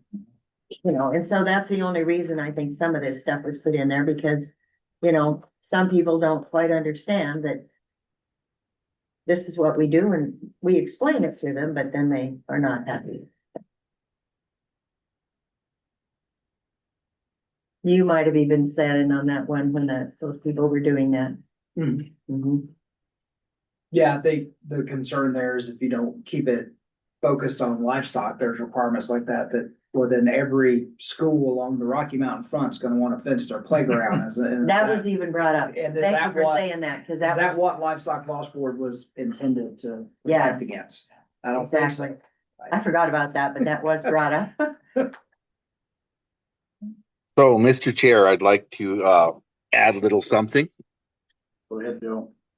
Go back to Raina's comment concerning why the cash match was not to be other grants. And Raina and I had this conversation a few years ago, and she was asking me then, why does it have to be a personal cash? Why can't you be innovative and get out there and raise money from somebody else and use that as your cash match? And at that time, I did not have I would say, a legitimate answer for her. And she brought it up again today, and I would say that's also today I did not have a legitimate answer. I I am probably wanting to support Raina's wish that that part be dropped. That as long as they have a cash match of some type, whether it's coming out of their pocket, or if they're being innovative and going out and getting it from somebody else, I don't really care. As long as they have a cash match, I'm willing to. I think we can let that go, unless there's some legal matter, and our lieutenant governor will know that. But I'd like to go on record, Raina. Good job to bring that up. Thank you, and I Well, support you on actually, I this. was just confused why that language existed, but I do know I've gone on record that if you want to contact, some of our green groups who really pushed for grizzly and wolf, being put on the endangered species list, if you approach them, and like I say, I've already said this, if they're willing to pony up to help us with some of the mess they created, then I'm all for that. It's the federal one that I'm just confused why that's taboo. What would be an example of getting federal money? That's what I'm wondering, where. And this is a hypothetical, but let's say the US Fish and Wildlife Service was giving grants for essentially the same thing we do. And you received a grant from the US Fish and Wildlife Service to pay for half your project. And then you got the other half from the Livestock Loss Board. And I'm not saying it's taboo, but that'd be an example of how you do it. I think the thing that I would say to this board, and I think others here would back me up, which is, I think the reality is these types of decisions are totally within your discretion as the board to make. But I'm just going back to history conversation of previous boards maybe being concerned that, you're essentially getting to 100% government funding because you're using a federal source and state source, and for whatever reason, folks who were on the board at that time wanted to see those organizations or whoever put some of their own fundraising or some of their own money in there versus having 100% government funded project. But that's not taboo. You can totally do it. It's the discretion of the board whether you want to set that as a criteria or not. Well, if you erase the federal non-requirement, are we opening a big can of worms? That has this happened in the past for somebody else and it ended up being just a horse wreck? And unfortunately, I don't know if that's been a problem in the past or not. I can't speak to that. No, I've never seen it in the past. just, I don't think there's really a lot of sources of any federal money that anybody's gonna give anybody for something like this. well, I know George said, okay, before you got on the board, there used to be a cash match that was X for grizzly bears that was lower than a cash match for wolves. And I guess whoever's developed the form, George told me it's because in the past, there was federal money for grizzly bears, which is now dried up. So, Okay. so that federal money, like you said, is probably dried up. Mr. Chair. Go ahead. So this is actually a lot closer to reality than a lot of us are aware, but the NRCS now is actually giving out wildlife prevention grants to producers, and they're very limited. And so I think we really need to have legal look at this and see if federal dollars can be a cash match for this program. I have no problem with it. And I'll give you an example there. Just last year, they opened up, and NRCS is giving out range riding grants to producers and electric fencing grants. And I guess my question to the NRCS at that time was, can that money be used with like Livestock Loss Board grants? And the NRCS probably was saying they thought that could happen. And I guess maybe Leslie, if you could take a run at this and try to get an answer for us. I think we need to get that answer. I don't know what the answer is, but there is money out there. It is Natural Resource Conservation Service, kind of like kind of the same stuff we're doing, very selectively giving it out to a few people. And does that cause a conflict of interest if they apply for help too? So, Leslie, you willing to take that on? I'm more than happy to talk to NRCS and see what their programs are, as far as that being an issue for people receiving grants from multiple sources. I have no idea, certainly not that I know of, but. And then Yes, on after the you other- could report to the board and tell us if it's okay on their end, then I guess I would request that the board revisit this and see if it's going to be okay on our end. And we probably have to submit a question to the lieutenant governor on that. But I'm just a cowboy. What the hell do I know? I guess if we're concerned with getting grants out to more people, I mean, if they could get funding from other sources and not have to use as much out of their pockets, it might make it more attractive to some people too, you know, so maybe it's not such a bad thing. I mean, we seem to have trouble getting rid of the money, you know, finding enough people. I don't know.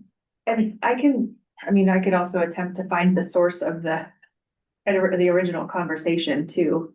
That might provide some context, because certainly there had to have been a reason in the first place. I think it's probably what Mike thinks Yeah. it was, which means that there is no legal reason that we can't do it. So, yeah, I don't know if Brian wants to pull it up so you guys can see it, but I just quickly on my phone went to,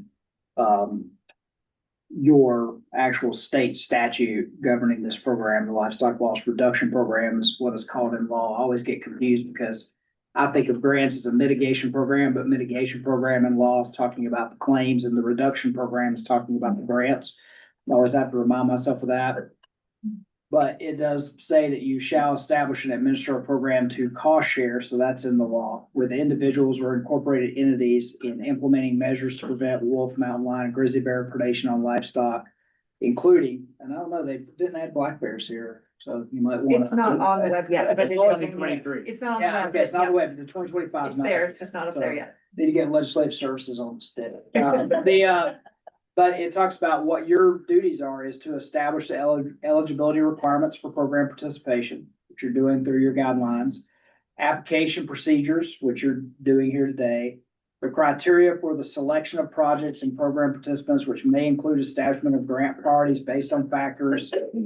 There is nothing in here prohibiting the cost share to come from any specific source or saying it can't come from any specific source. So, my taking of that is that that is part of that's why I say it's the board's discretion.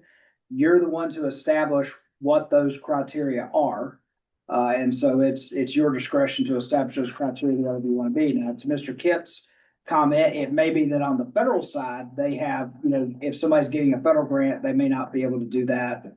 But from the state side, there's nothing preventing you from saying federal dollars could be used for a match. It's just a discretionary decision that the board has made in the past in determining the eligibility requirements and the criteria. And yeah, Brian has it up there now. Okay. So that's really the only thing you have to follow. You have to determine how people are eligible. You have to determine how they apply and what is the criteria for the application. But it does say in law that it is to be a cost share program. So what you couldn't do is say, we'll pay 100% of a project, because the law says you have to do it as a cost share program. Percentage. Well, if that's the case, I mean, the statement that says do not list any money received from federal source probably needs to be taken out of there, I guess.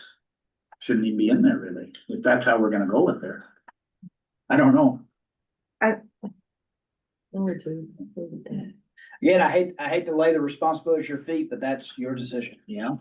If you get to do whatever, in this case, you get to do whatever you want to do with that. As long, all you have to do is say that it has to be a cost share program. If you want to set further criteria on where those funds have to come from, that's a decision the board has to make.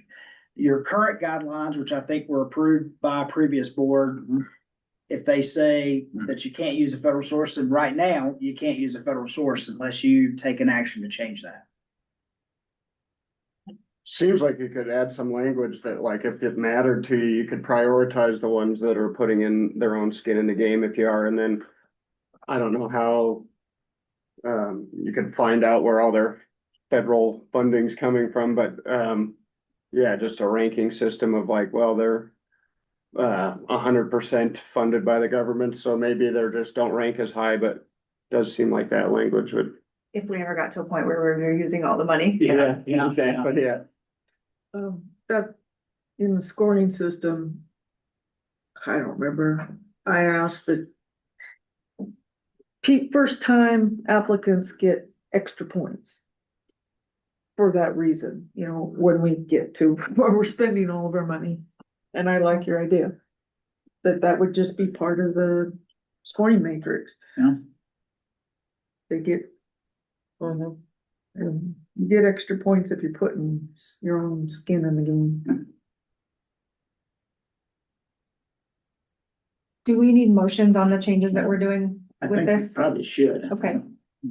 So what do we, wanna just take that statement out of there? I move that we remove the federal funding language section from the application.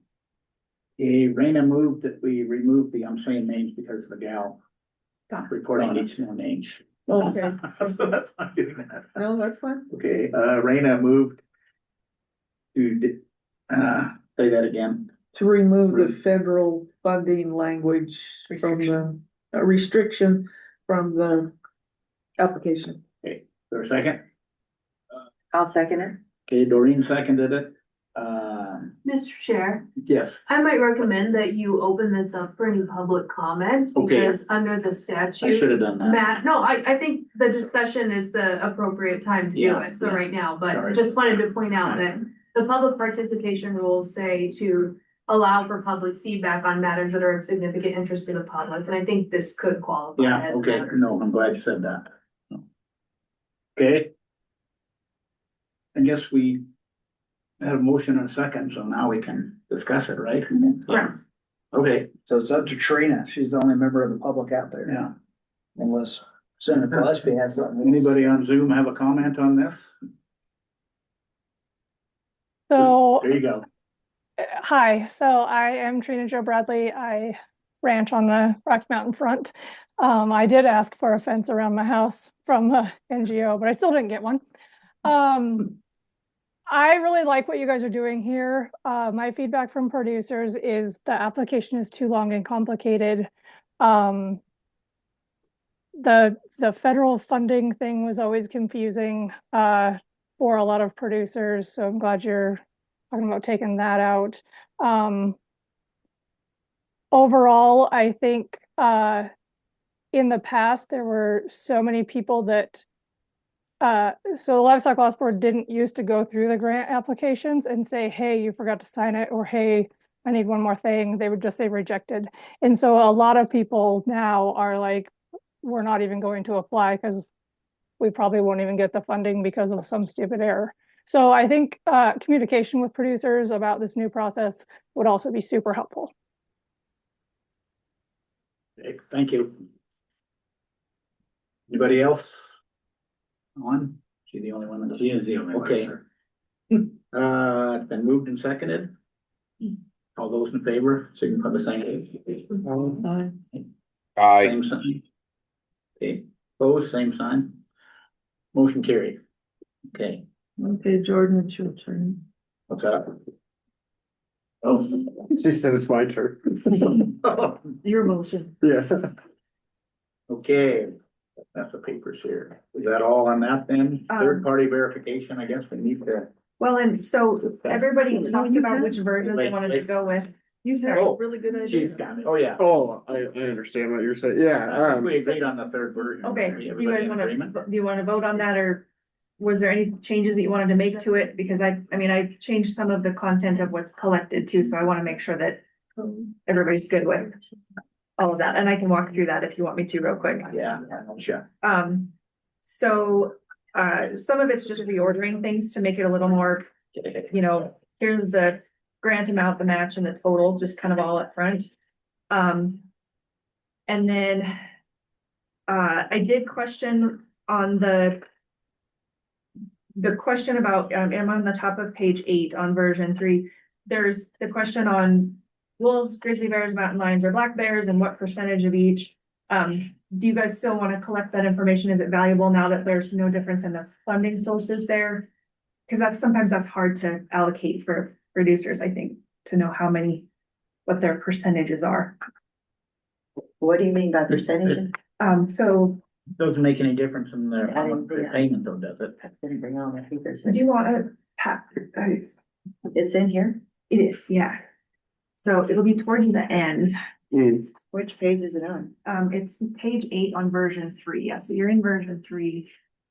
It's kind of Oh, that's interesting information to know, but I don't know if it's critical. No, doesn't make any difference in. Mr. Chair, if I may, Go ahead. Leslie, correct me if I'm wrong, but, my understanding of why this is in here is because of the statute that is saying that you'll prioritize Okay. grizzly bears over I just want to wolves clarify. and mountain lions? Or you'll prioritize wolves and grizzly bears over mountain lions? Yes. Oh, I think that's why it's in here. Okay, perfect. And if that's good, I just wanted to clarify that. And then I added a little bit more detail on the actual livestock information, just because I thought it might be easier to do valuations if you're concerned with the 10%. If you have 500 cattle, are they pairs? Are they stockers? It's a little hard to do a valuation on that. So I just did a little bit more detail there. And then That's the next block down. that's the next block down on page 8, correct? And then under the grant match information, I just kind of broke that out a little bit more so they can total up their in-kind match. Depredation history on the top of page 9. I added a column for whether or not they had investigations done on their depredations. Just kind of for corroboration, I guess, as far as their depredation losses.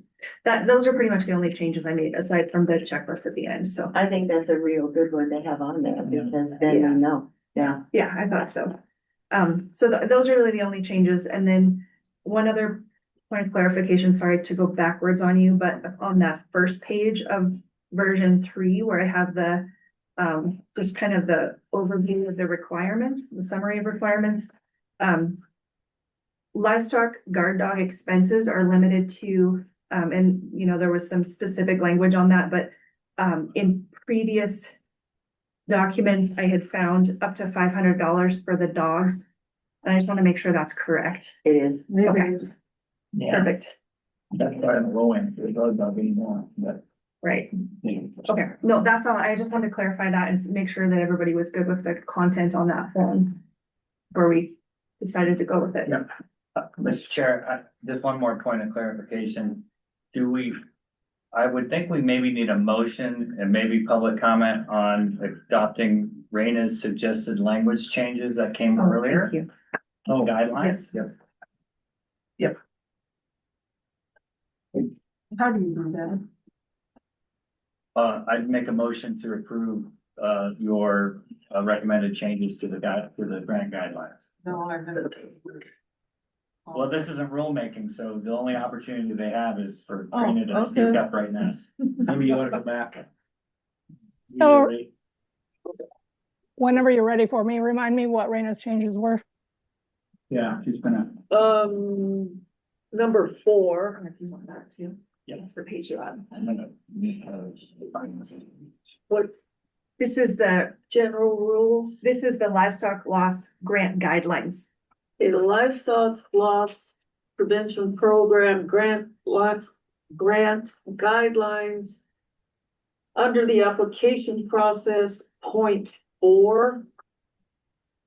I thought the language should be changed to the Livestock Loss Board Program Manager will review each application for completeness and will work with those submitting incomplete applications to remedy deficiencies. The Livestock Loss Board has developed a scoring matrix, weighting and applying scoring criteria in a consistent manner to all applicants. I can't find it, so I'm just telling you. Trina's probably having a hard time. I know, I'm like trying to read it online and you're just scrolling. know, I'm trying to find it. Going too No, it's on the Can you go back to the map? The, Okay, just this version is that? it's the front of all of them. Oh, Okay, you found the map. Okay, so now go to page 4. That pages aren't numbered, that's why I know. Oh, yeah. If you read what I sent you in the Application. email, they weren't numbered Yeah, yet, that's but I what I didn't got. have them Okay. put together. So that was. I apologize. Yep. The 4 and 5 are the, 4 and 5, Yeah. You have your changes to number 5. can you see that good, Trina? Yes, and then number 4. Okay. Got it. Okay, can we do it again? Can we have a repeat of that? Now that she can follow? Okay, number 4. The Livestock Loss Board Program Manager will review each application for completeness and will work with those submitting incomplete applications to remedy deficiencies. The Livestock Loss Board has developed a scoring matrix, weighting and applying scoring criteria in a consistent manner to all applicants. yes, I agree. I like that. And then in number 5, the suggestion is, I'm gonna take a stab at this. The recommended changes to, I'm trying to find it now, hold on. That's the last sentence, no, it's not the last. Okay, number 5. The Livestock Loss Board will review application scores of the Livestock Loss Board Program Manager and will make final determinations and awarding grants to the applicants. Thank you. I like it. Rena, above that, number 2. Oh, I just gave it to you. Oh, no, number 2 above that, a screening panel. Do we need to scratch that and just say? Right, because there is no more screening panel. Just replace that with the yeah. staff. Okay, that's an easy one. Did you catch that, Trina? Number 2? Yes, I got that. Thank you. There will Okay. no longer be a screening panel. Right, okay. Okay, are those the changes? Yes. Okay. We probably need a motion. It's shared. Oh, go ahead. Oh, sorry, yeah. Mr. Chair, if it's appropriate for me to pose a question, and this is, I don't know if we're on the same track here, but it comes under guard dogs. But we'll be addressing that later. I have one big question mark there. It says standard veterinary examinations and vaccinations. But I'm just wondering, what about treatments up to replacement value? In other words, if they get all beat up. I think they get reimbursed for vet costs somewhere, doesn't it say somewhere? Well, yeah, that's Well, I what know this is talking Amy's about. did when that Standard, dog but I don't know how much it was. You know, on page 8, and it's standard veterinary examinations and vaccinations. He's on version 2 Don't of say the anything draft, about treating them. which. You're on version 2 of the. of Is the it on version 1 application. somewhere? Oh, yeah, version 2 perhaps. is the one. So no, it's not on version 1. It should be in the guidelines though, that we're working on right now. All that information is duplicated on the guidelines and the application for the old version. So it's there twice. Just why this is complicated.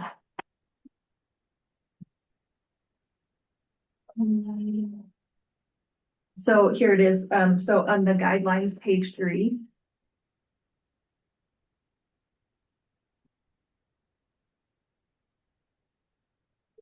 There you go. And then it is number 6.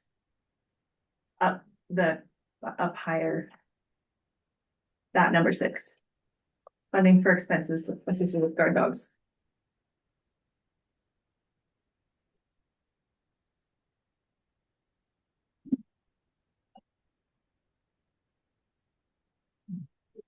So there's nothing there about debt expenses related to a dog wolf conflict. But this is for the grant program, right? Oh, You're right, So- you're right, it's exactly.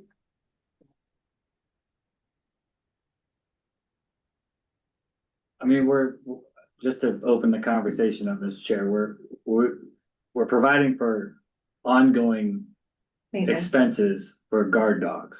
Does it also include, how is that, how is, acute care different?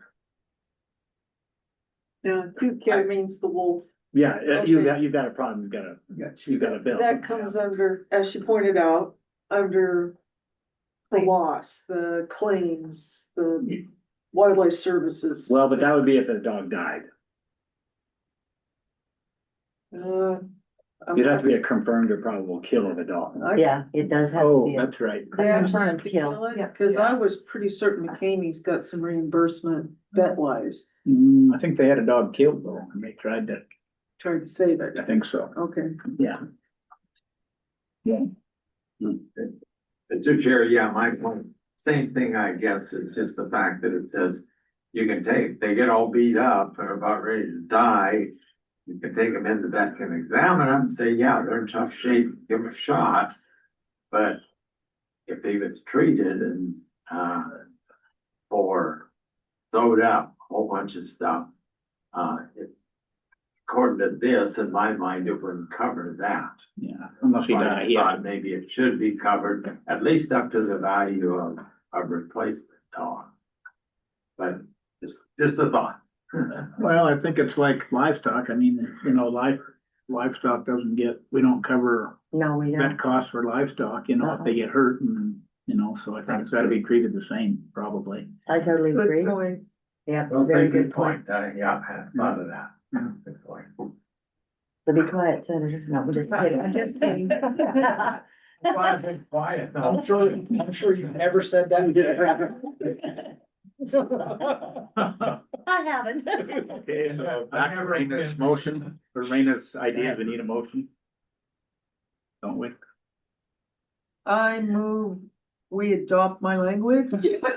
There was a lot of. Honest Leslie or Brian's got it written down. so we know We what it is. regarding changes to the application. Okay.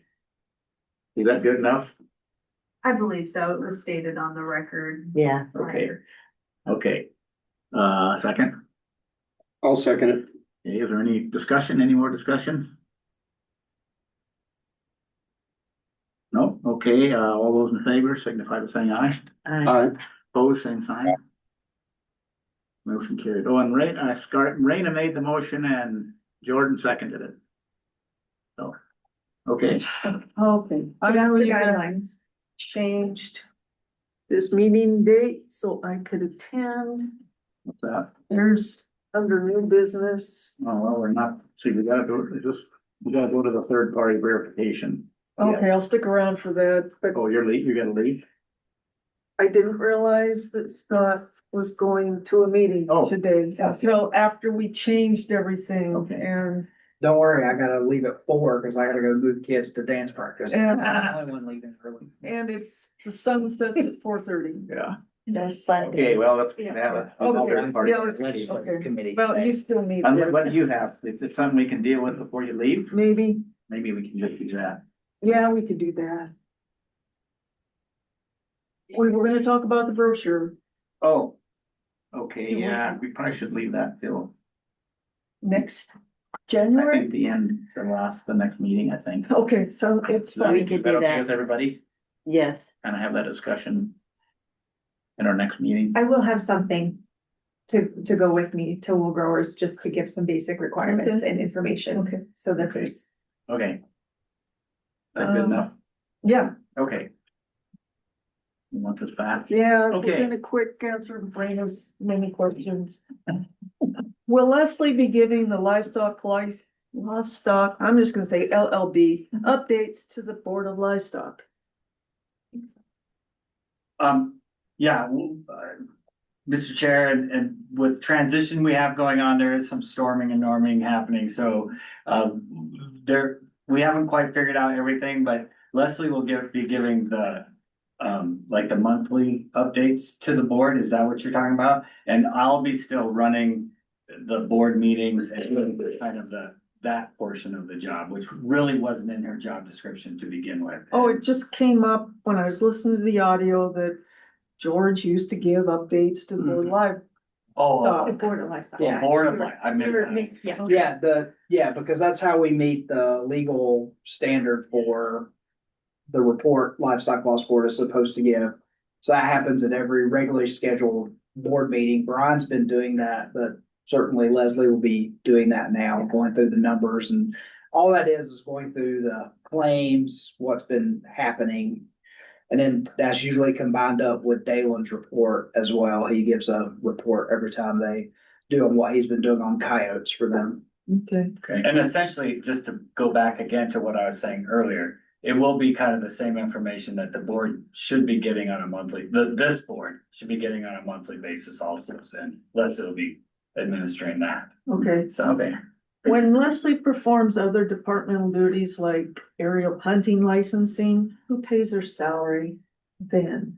Will hunting, per capita fee, everything in centralized services, which that aerial hunting falls into that division, is out of the per capita fee cost, so That's not out of the livestock loss. not out of the general. okay, just, And just because you guys probably never understood that or never need to understand that, we actually have a payroll system that allows every employee who has multiple fund sources that are paying for their job to be able to click and say, 2 hours of my day go to this, 2 hours of my day go to this, and then that's how it gets right in the budget, because you could have people Not like to exceed 25%. yeah, we have people like I'll give Dr. Shemansky, our state veterinarian, for example. Part of her week might be on the brucellosis program. Part of her week might be on Yellowstone bison management, and so there's ways to Meat poultry inspection. So there's and I approve her time card, so I know I see it, and she's got like 7 different things on there with her time split out. So we have the ability to do that through our payroll system. Okay. what you were asking about third-party verification. Yeah, that's the next thing that you do, I guess. Perhaps follow-up has not been done as well as it could have in the past. All I asked was a W-4 or a 1099 be submitted on range riders to prove they were actually hired. That's all I had. Yeah, I don't know what the Mr. current. Chair, we've had a little bit of conversation. I have verified that we can have that. Actually ask that, Yes. Okay, But the part that gets a little bit complicated with that is that it would have to be like I think it'd have to be a 1099 that's just exclusively for the range rider portion, because otherwise, if they're a ranch hand or they're doing other things for that ranch, mhm, they're probably getting a W-2 or a 1099 that encompasses more than the right, range riding, and and that, then that's. when we start getting a little private information there, but. If it's not a good idea, then it's not. a Well, good idea.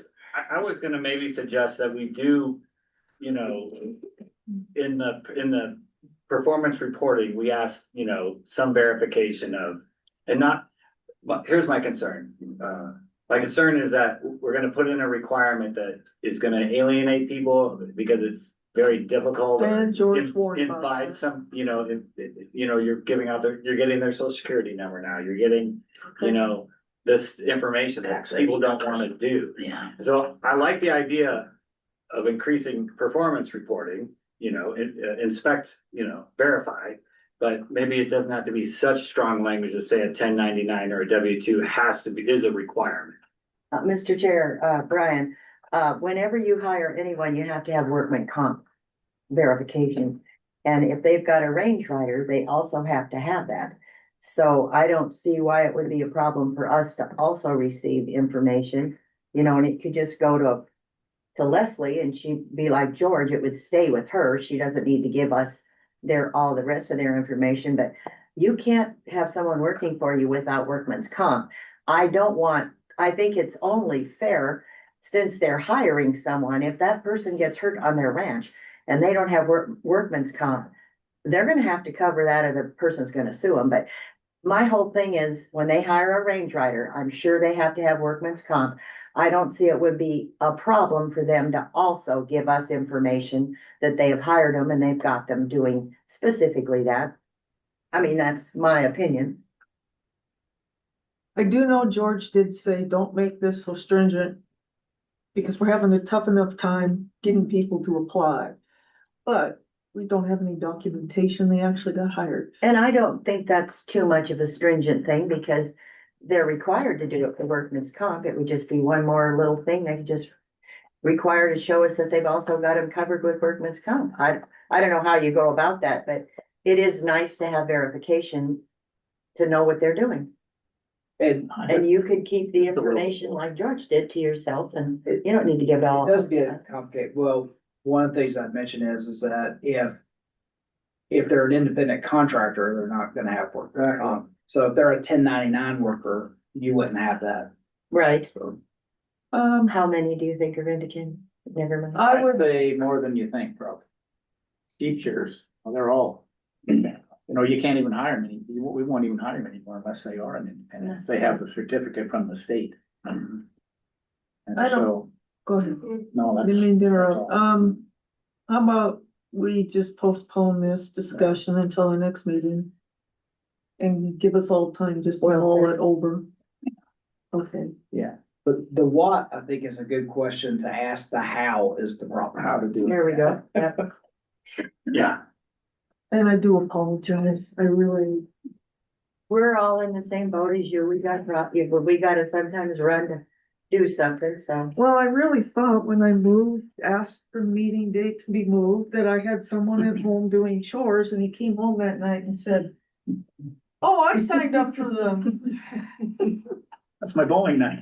Yeah. I'm sorry, I've gotten some chats here. Trina Joe, will Leslie be MSGA convention? Mike is gonna be at the MSGA convention, Should be at Wool Growers. unless Range Riders are independent. Oh, yeah, it's okay. And then she verified that. Yeah. She's on the schedule for Wool Growers. I know that. I did see that. Yeah, there's usually one of us is usually at almost every, to that question about organizational meetings. One of us is always there, and usually in many of them asked to provide an update and also I'd say when you have board members that are there too, they can also provide updates. So, yeah.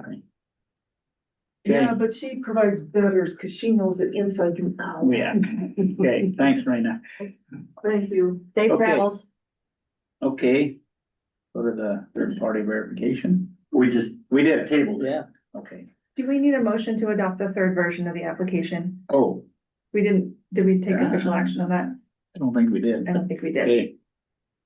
Okay, Jordan. I make a motion to adopt the third version.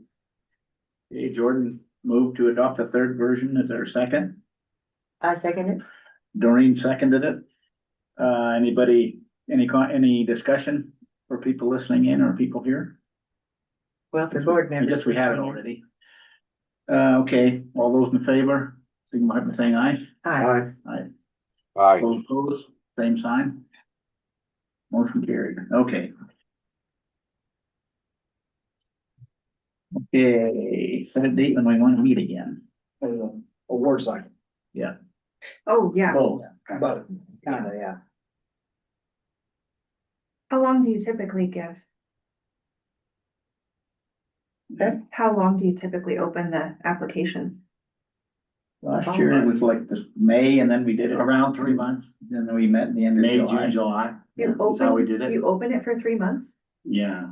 Okay, I mean, that's because we had the time to do it. We're kind of behind the 8 ball on this situation because the hiring process and everything took longer than we And if we're thought. gonna do two cycles now too, we need to, right, maybe, I don't know if we leave it open from now till the end of the year, if that's long enough. Well, with the weather like this. That's 6 weeks.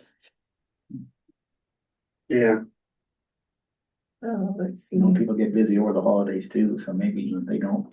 Do you want it, like January 5th would be a Monday? And that would get people through the holidays and thinking about spring stuff maybe just a little bit, I don't know. if you want to go past the holidays, but Maybe, I don't know, 15th, I mean, even a little later, I don't know. Well, I guess if you waited until the end of January, you'd be giving people 2 whole months and not during the holiday season. So, I mean, and January sounds like a good time to do applications and things.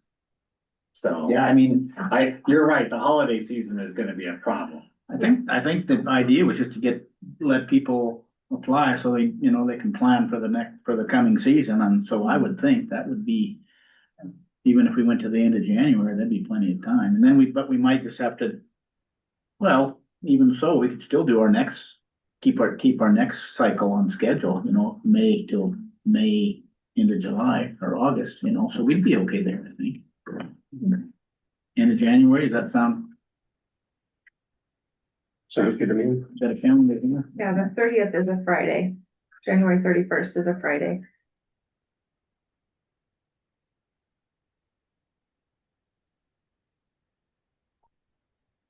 Yeah, you figure, I think I'm here until Saturday, So. I'm looking at that one. 26th. Are you in 2026? Oh, yeah. Saturday. Well, I think she was saying January 30th. Oh, 30th. 30th is a Friday. Oh, sorry. You did sorry. say 31st, I think. I did. The second time you said it. Okay, No, no. sorry. Okay, January 30th is a Friday. okay. Sorry. I heard that the first time. What do you guys think? Seems reasonable. Doreen? Yeah, I Is think, that okay with you? Joe? Yep, sounds good. Okay. Need a motion for that? Probably not, do we? Well, if you do a motion, I think we should probably, you wanna do the next meeting separate, or the date that we're going to award?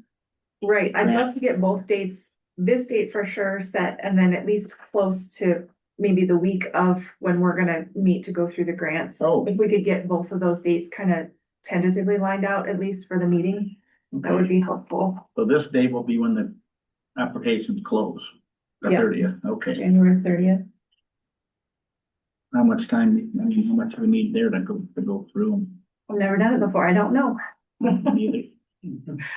I mean, You did it. yeah, it isn't so hard to do the grant process. What gets a little difficult is if you get all the grants on the 30th of January and there's problems with them, you do need a couple weeks to communicate back and forth and get those problems fixed. So I would say you need a month. A month ago. Okay. End of February then?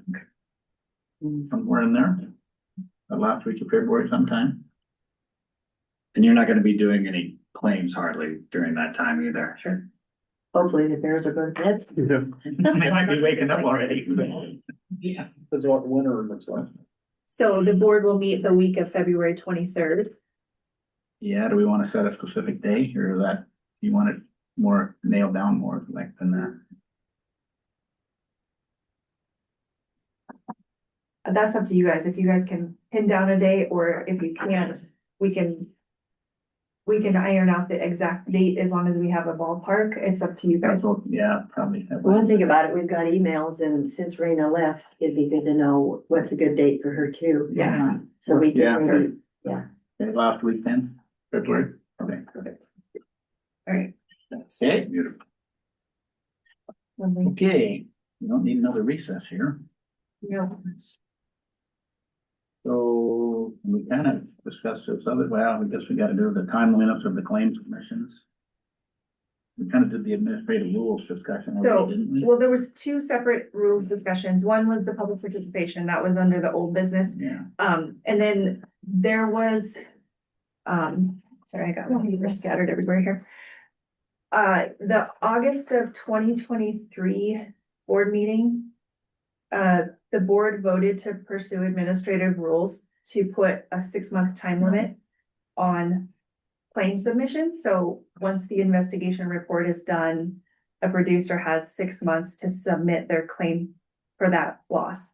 That was the action that the board took in 2023. And I don't think anything happened after that. So there was that one, and then there were also discussions around how long a producer has after they've gotten a check and they say, oh, hang on, I forgot that was a registered animal. Let me send you my paperwork and then get an adjustment on that claim. Hmm. And then the third one that came up was how long a producer has to submit an appeal to the board after they've gotten their check. So those are all kind of related things that have come up in discussion before.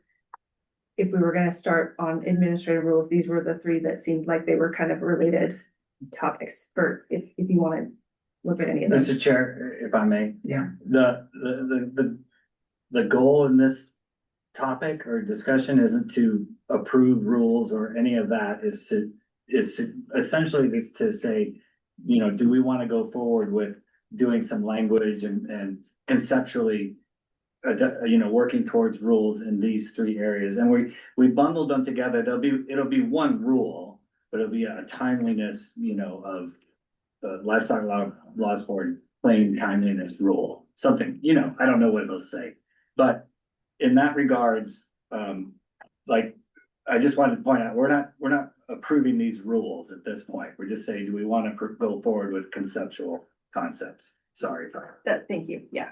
Okay. So, I mean, we really can't set a time frame for each one of those issues, I mean, we can't just lump them all together, I don't, can we? I mean, I'm new to the discussion, just from the things that I've heard in past board meeting discussions. The claim submission, sometimes there's a lot of lag time between when those investigations are done and when that paperwork gets back to a producer to even submit it. And so, you know, they had discussed, well, let's make it 1 month, and George said, well, we can't do that because sometimes they don't even get the paperwork back from Wildlife Services for 2 months, depending on what's going on, like right now where there's a shutdown, right? So, I mean, we don't want to prevent people from getting to submit their stuff, but at the same time, the budget year and some of those things become a factor too. So I don't know. And then as far as doing a claim adjustment, that seems like a much more short-term. I think in talking to Lindsay, you know, there's kind of a standard practice for filing an appeal. That's usually something like 30 days or maybe 60 days. And so I think they're all different for different reasons.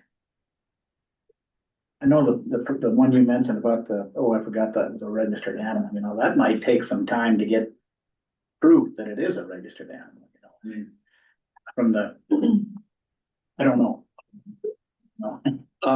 So, Mr. Chair, just as an anecdotal incident here, I had a claim come in, and I think we've talked about this. I think I sent this out on an email actually referencing it, but they, you know, the animal died in July, right? Or maybe it was, let's go back. Let's say, I think it might have been April, because in late July, they got a contract for the rest of their animals, you know, for a sale. And so they'd submitted in April. I paid them the market value for that animal in April. And then in July, they resubmitted based on their contract. And it seems, at first blush, when I looked at it, I'm like, no, that's a card laid is a card played. Yeah, You should have waited if you were gonna do a contract or something to submit this. But there's nothing in the law that tells me I can deny or accept or what I should do in that regards when the board has paid the claim and now I want more money. Yeah.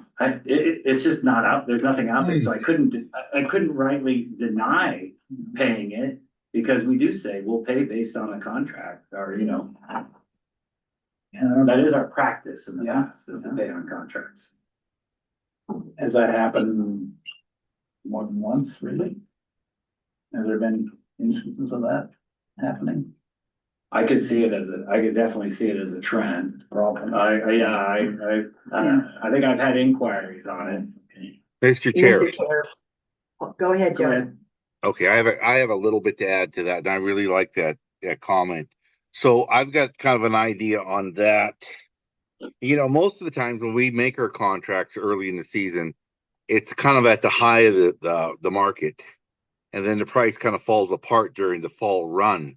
This season right now it's the exact opposite, and the cattle are worth a lot more money in the fall. And I do know that I guess I would like to say if a producer, okay, so I think if the animal is killed by a predator sometime in the calendar year of 2025, he has until December 1st of that fall to uh to turn his papers in for payment. And at that time, hopefully his market will stabilize, or he could go ahead and use that day's cap. If he was killed on March 1st, he could use that March 1st price or whatever. But when we put a time limit on it, and I understand why we need a time limit, but when we put one on there, we're also limiting when the market does exactly what it just did this year. When I've had multiple depredations, it was always a high in the spring, and the ones that were killed later were worth less money. And I always wished, I said, I wish they would have killed them all right off the bat. But this year is a great example of what you talked about, that they're worth a lot more money in the fall. And some years it's going to be like that. So to get around that, I would say maybe we ought to put a time limit on anything killed in calendar year 25 has to be submitted by 12/1 of 25. And if you're going to use your contract or your sale prices from Western Livestock or whatever livestock yard you're using, you'll have to use that to prove the worth of your animal. Otherwise, we will use the USDA printed price report for the day the animal is killed. That's what I say. I don't know, I guess I'm of the opinion, if you make a deal, whenever it is, if something happens, that's just your problem, I think. I mean, I think I don't know, that's my opinion. You make it, you get a contract, you get a down payment, and I just, A rule could, not that I'm suggesting what the rule should say, or that we have to determine that now, but the rule could say something in regards to this of, all contracts or all submission or claim payments are final at the time of payment. I mean, that would be that easy. I think that is, Mr. Chair, I think, Brian, that's a really good way, because otherwise they could start tacking interest. I mean, there's all kinds of things you can start thinking about. And I think what you just said should be the rule, that the time they were killed and we make the payment, it's final. That's well done. I mean, I think Yeah. that's very well done. yeah, like Joe said, most years it goes the other way, I mean, and everybody's glad they did, but I just don't think we should. Yeah. You're trying to outguess, I don't know. Mr. Chair, I agree with you completely on that. If a producer makes a deal to a contract, that's the price he should be paid for all of his cattle. He made that, he accepted that. But I think so. in my situation up here, I only had a few calves. I didn't market mine. I hauled them to town about a week ago. I made out like a raped ape. And that should be where my basis comes from 90% of the sale of my calves. And that's why I say 12/1. Oh, so you didn't have a contract where you sold them earlier? No, I was offered one, but I see. chased the guy out of here. And when was it, I mean, even if the animal was killed 4 months before, you think they should get paid on that day you sell them? I established the value of my herd animals either through contract or through sales. And I'm going to say that if I was patient enough to wait until the market peaked and then sold and had sales receipts to prove it, that should be what the value of my calf would have been, if it would have been alive. And that took a lot of guts to do it this year. Yeah, it did. I guess I don't know. But I'm open to anything. This is a very, very funky year, and it's the only time I ever made the right decision in my life. So probably never happen again. I've made contracts early and locked in good prices, and it's gone the other way. So, oh well. What do you think, Jordan? I would say that, I really liked the language about once the payment's been made, that's final, then it just kind of, all this stuff coming back after, like, we already settled this, I don't wanna have, that seems like you could accommodate that and maybe what Mr. Kip's talking about, where like, if you're patient enough to wait, then don't send in your submission in March when the animal's killed. There you go. Send it in after you've got your sale price and your contract made. Then you're taking the risk on the market, just like, yeah, Mhm. I like that. And just so, again, we're not writing language here, but just for clarification, I've definitely paid out some like, sheep. I'm gonna say, I don't know. I've paid out some sheep claims and have people come back, and go, that's not the value of my sheep. This is the value of my sheep, or giving me evidence. And I've adjusted that claim because, yeah, they're right.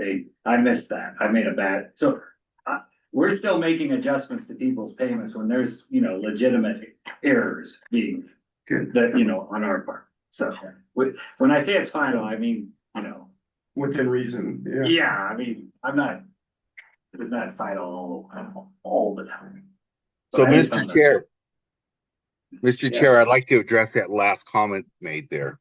It seemed to be in the past that, so I get a depredation, I get wildlife service here, they do the report, they send me the report, and then I send it into Livestock Loss Board.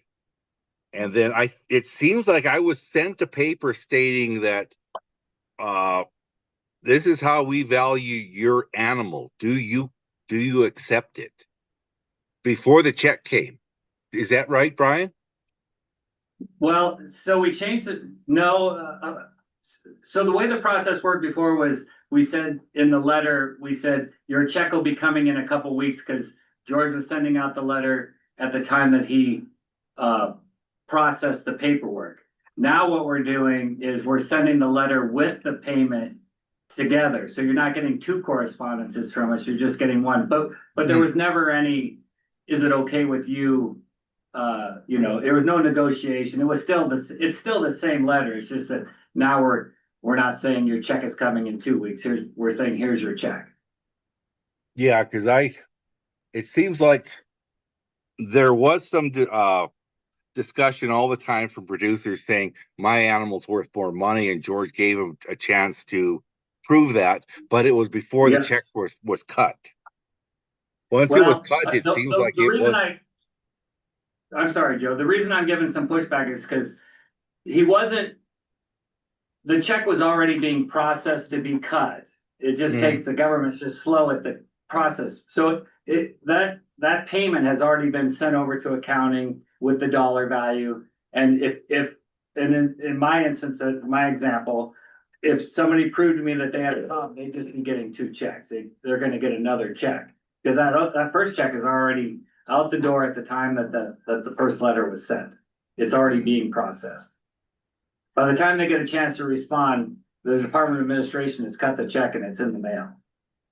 There's no limit on when wildlife services come.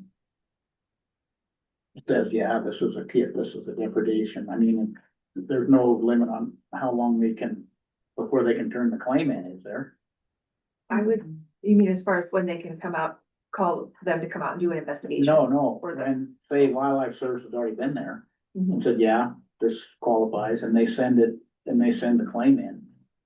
Or can they just hold the information from wildlife services and say something happened in January? Can they wait till December to send it in to get? That's the first one. That's why number one is Oh, on here, okay. because that happens, I mean, I don't know what the frequency is, but Okay. that does happen. Okay. Yes. That, I think, was the spirit of what George was dealing with when the board dealt with this in 2023. And I know from things he had told me over the years that, not this situation where you're talking about 6 or 7 months, right? But I think he had instances where it'd be, 11 months, and maybe more than a year later. Somebody was turning in a claim and we're already in a new budget year, and things of that nature. And so I think that was his request, to the board of thinking about, do you want to have some provision that says, once you get your paperwork from Wildlife Services, that there's a clock on that you have to get your claim in within 12 months or within whatever the case might be, so that there's not a case where somebody can turn in a 1.5-year old claim and you're obligated to still pay it. Okay. Yeah. Because then you're in your next budget and then that just takes away money from the people that are getting the problem in your budget area. Yeah, I'm at it, Mr. Chair. It really does seem like I'm thinking back to my own experience that some time after I would submit my claims, I'd have some communication with George, who would, whether it was through mail or phone call, I don't remember, but he laid out, this is how much we're going to pay you based upon this day's market price. And it wasn't like take it or leave it, but I kind of got the idea, the feeling was that if I had anything to say, I had to say it then. Otherwise, I was accepting the deal. And so I always anticipated the check, knowing how much it was going to be. And I was always satisfied with it. I never felt like, oh, I should have asked for more or anything. And, but I don't remember exactly if he would call me on the phone or, maybe send me a brief note, or I don't remember, but there was some type of communication where it was revealed to me how my animal was valued. And if I wanted to, it's not like if you would accept it, it's kind of like signing a contract. It's like that's what he was offering. And, I don't think he ever said you can appeal it or you can try to adjudicate it, but that's the way it felt like to me. Like he was putting it out there saying, this is it. And, I accepted it. So I don't know if we want to try to replicate that. I was always very, very happy with all the dealings I had with this organization.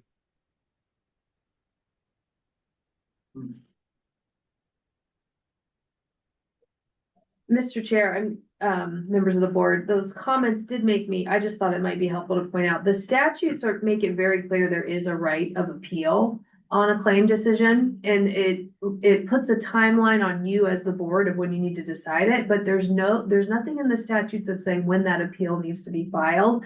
But I read the availability of an appeal as the legislature contemplating, at some point, this is going to be final. And without any timeline that says you've got to file your appeal by this time, we're kind of in this nebulous area where can someone appeal a decision 5 years later?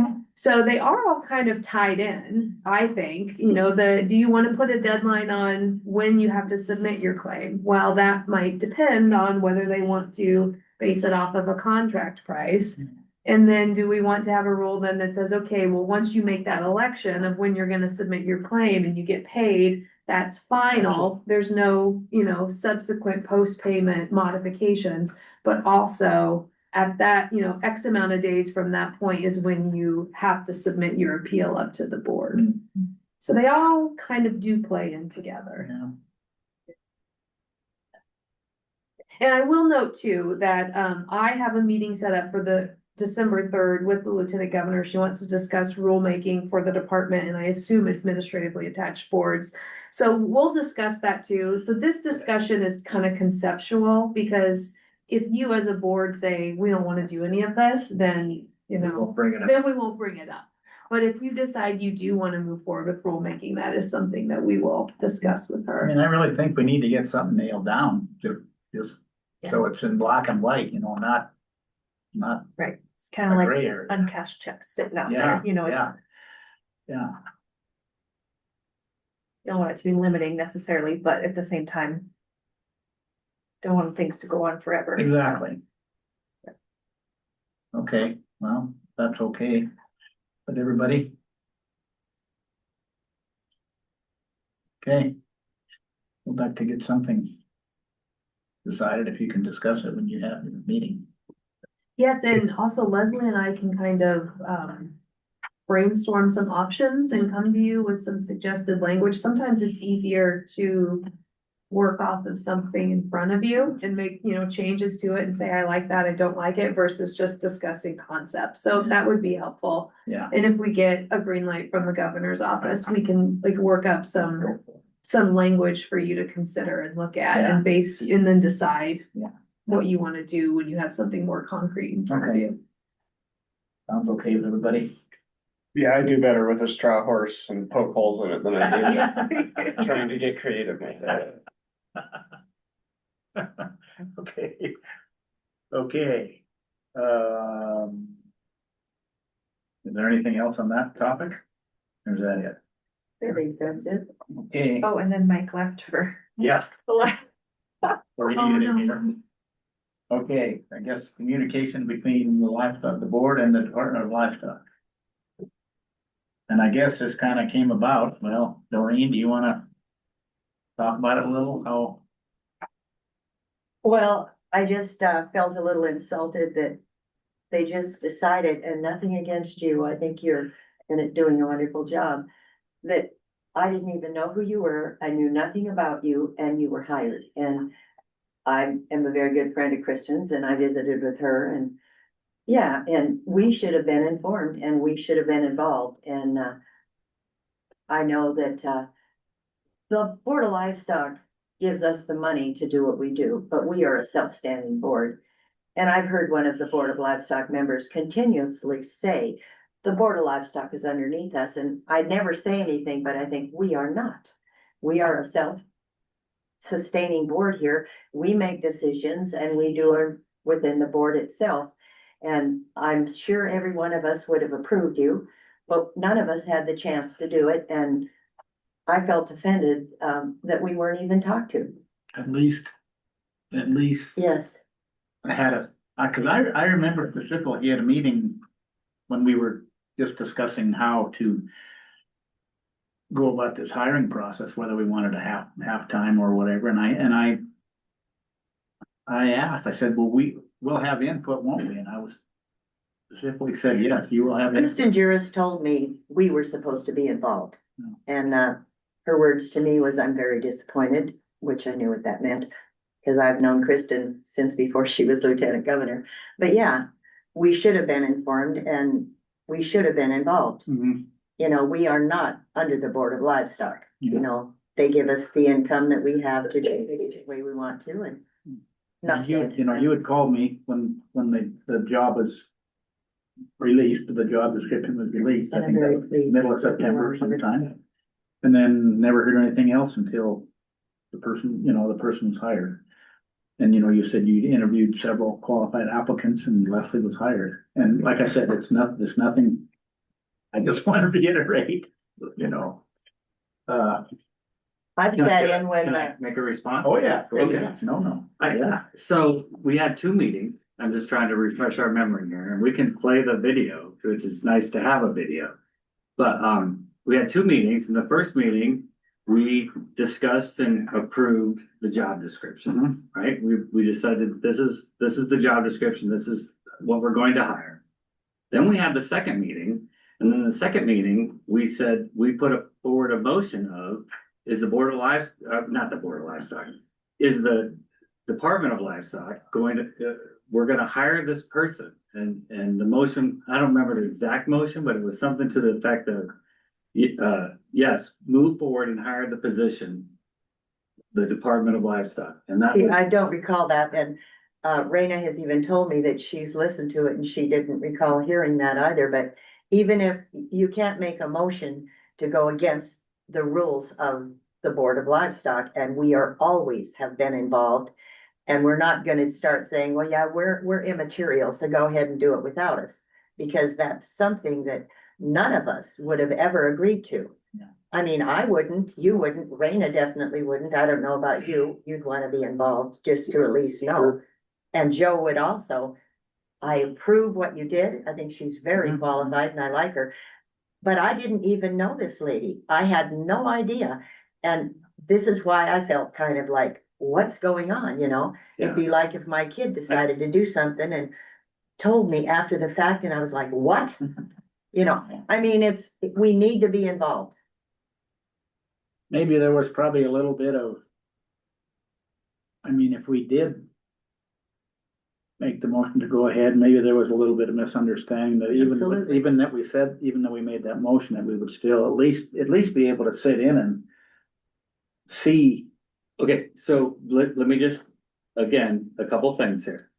First off, there was no discussion from any of you about wanting to do that in the meetings. That's a None. given, Brian. It That is, it isn't a given. it is. You talked to Kristen Juris, Just- because I did, and I'm not mad at you. I'm happy to talk to Lieutenant Governor. Certainly. Just let me try to finish here. The other point is, the only people that the Board of Livestock, if we're blaming this on the Board of Livestock, the only people that the Board of Livestock engage in when they hire somebody is their executive officer and the I am- division administrator. I know that. This is not anywhere near the level of that. So the Board of Livestock doesn't get any input into whether or not we hire any of these other than me in this room. They don't get feedback on that. They don't say, hey, do you But that approve isn't this the issue. person? That isn't the issue, Brian. What the issue is that she was hired. I didn't know anything about her. Nobody gave any of us a call. And I don't think any of us meant that we just didn't want to be involved and you guys just do whatever you want. I've never sat on a board where that happens. So I'm a little bit perplexed that this went on and now you're trying to say, well, you guys all agreed to it. I didn't. I know for a fact I would never agree to that. And I've sat on a few boards. Would you agree to that at a board meeting? No, because I just assumed that we were going to. That's leave- right. be- And you know, if it ever happens again, you know where I stand. now. I got you. Yes, and I'm not angry at anybody. I I'm got just saying that it was a misstep. In my opinion, Yeah. and yeah,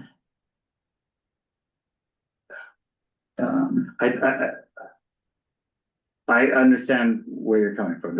I'm not minimizing that, but it just isn't the way hiring in the state of Montana is done. It might have been some other boards that you were on, but not a state So of our board- Montana board. the Board of Livestock can sit in on the hiring, because I've sat in on the Board of Livestock when they hire people, and the board discusses it. You're saying our board isn't qualified to have that They same? don't have that discussion about anybody at Leslie's level. It's only their executive officer and division administrators that According to that Kristen occurs. Juris, she said we should have been involved.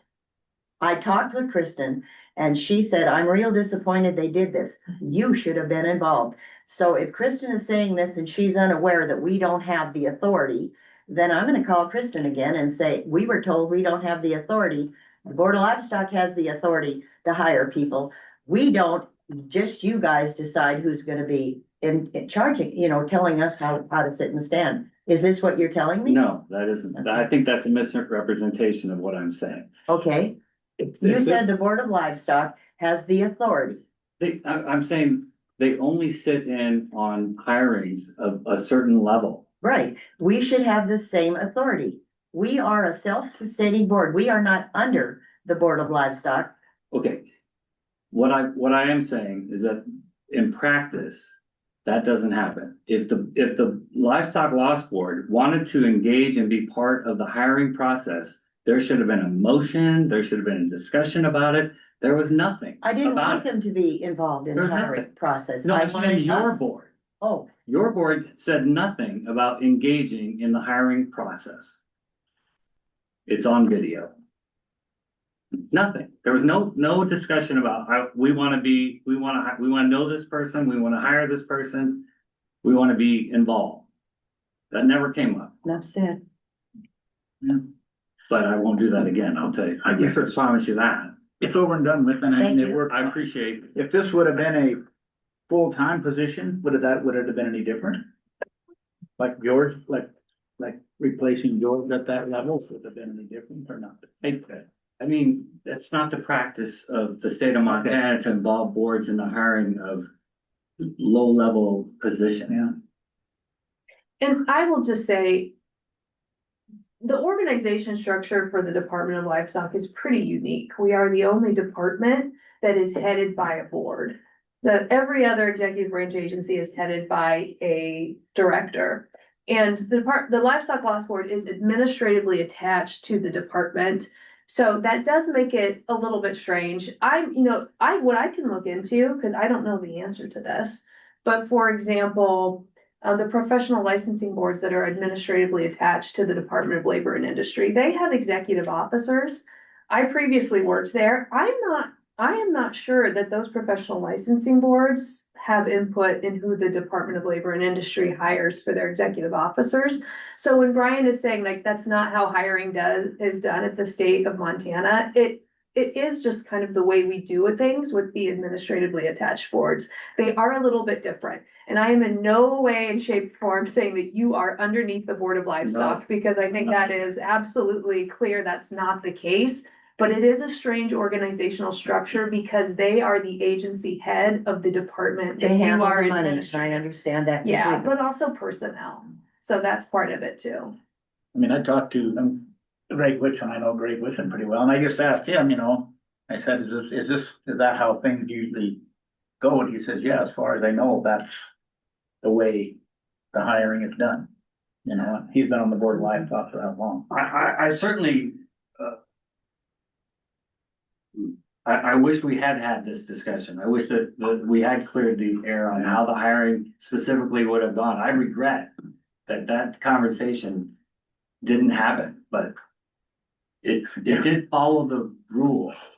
It would be way worse if you hired somebody. I will check on that, because it might help with a little bit of your heartburn to see that, like, I this don't is have heartburn. Oh, yeah, I understand, but I think Brian's You've never point, seen me with heartburn. I think Brian's point is for staff that is hired for administratively attached boards, it isn't state,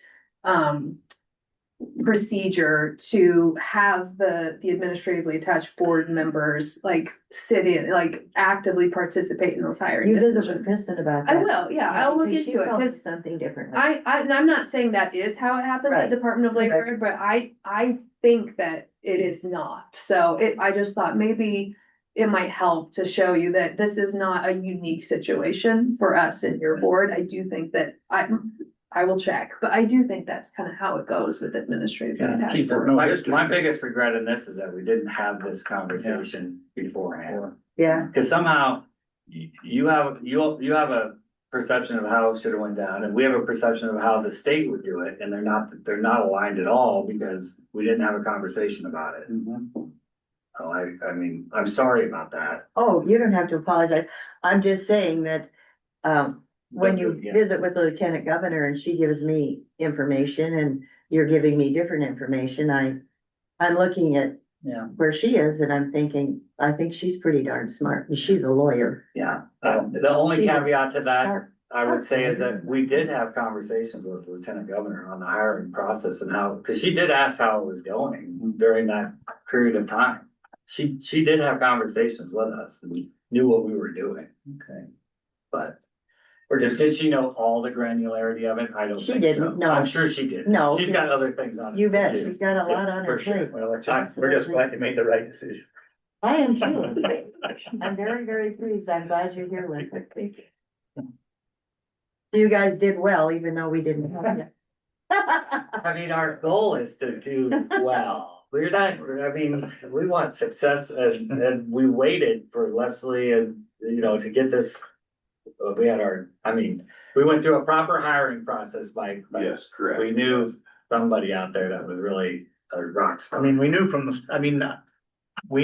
start that you had somebody that you wanted in the system already. We had three really good applicants that met all the criteria, and we probably had a couple others other than the fact that they were remote. Okay. Or, out of town that probably Oh, this was for the best. would have worked too, but we did have a good applicant pool. Yeah.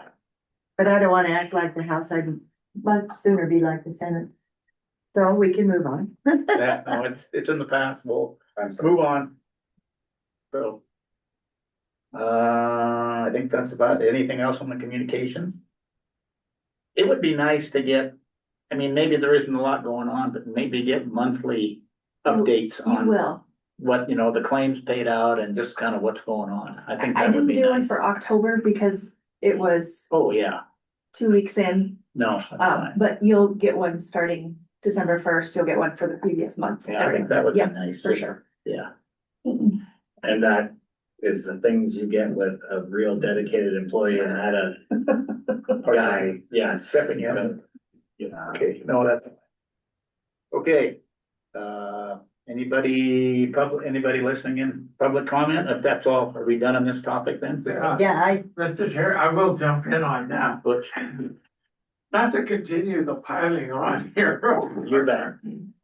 Poor fellow out there in front of the computer. I do totally agree. I think this was a great mistake in the process, but it's here, it's a good outcome resulted, so. So that's bygone thing.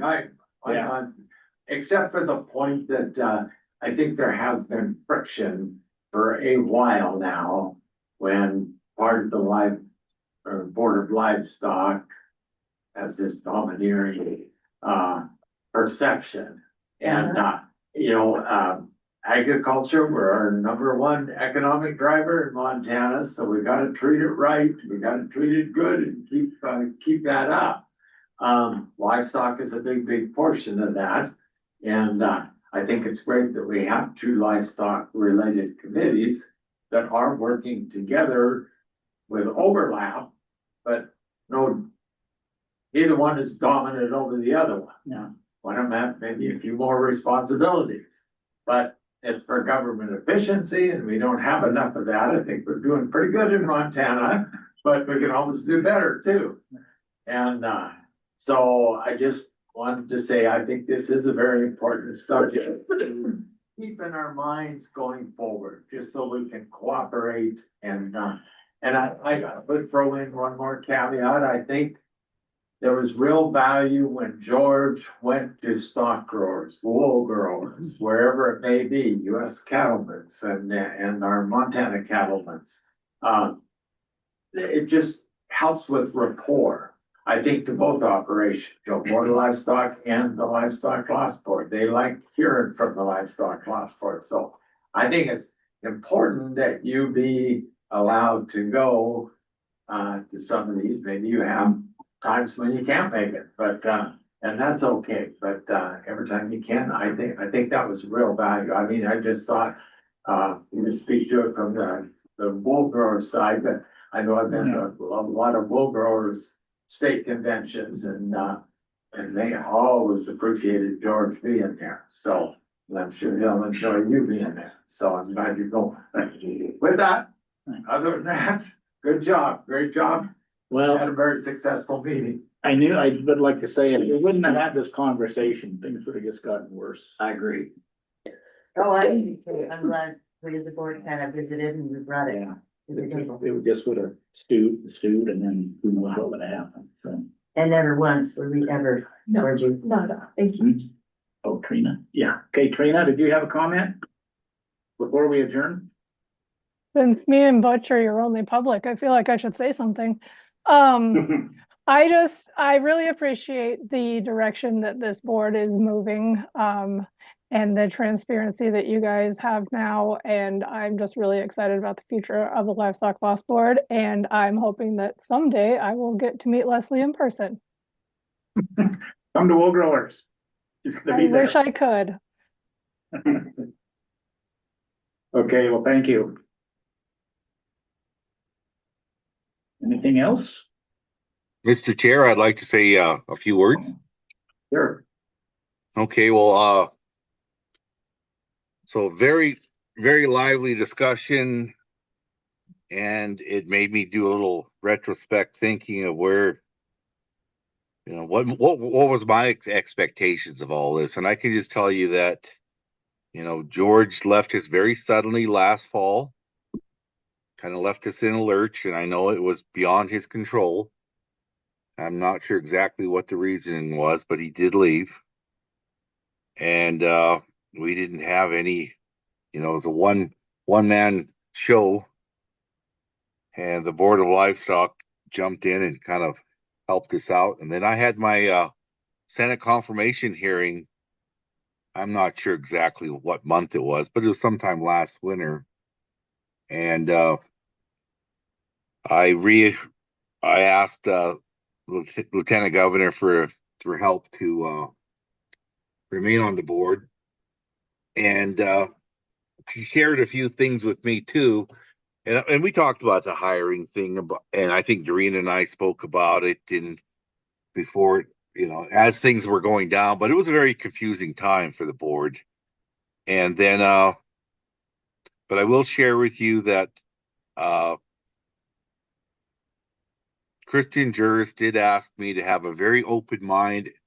She was happy that I reapplied and would happy to confirm that to the Senate that I had the governor's blessings to go ahead, but to have an open mind about how it was going to be going from here this time forward.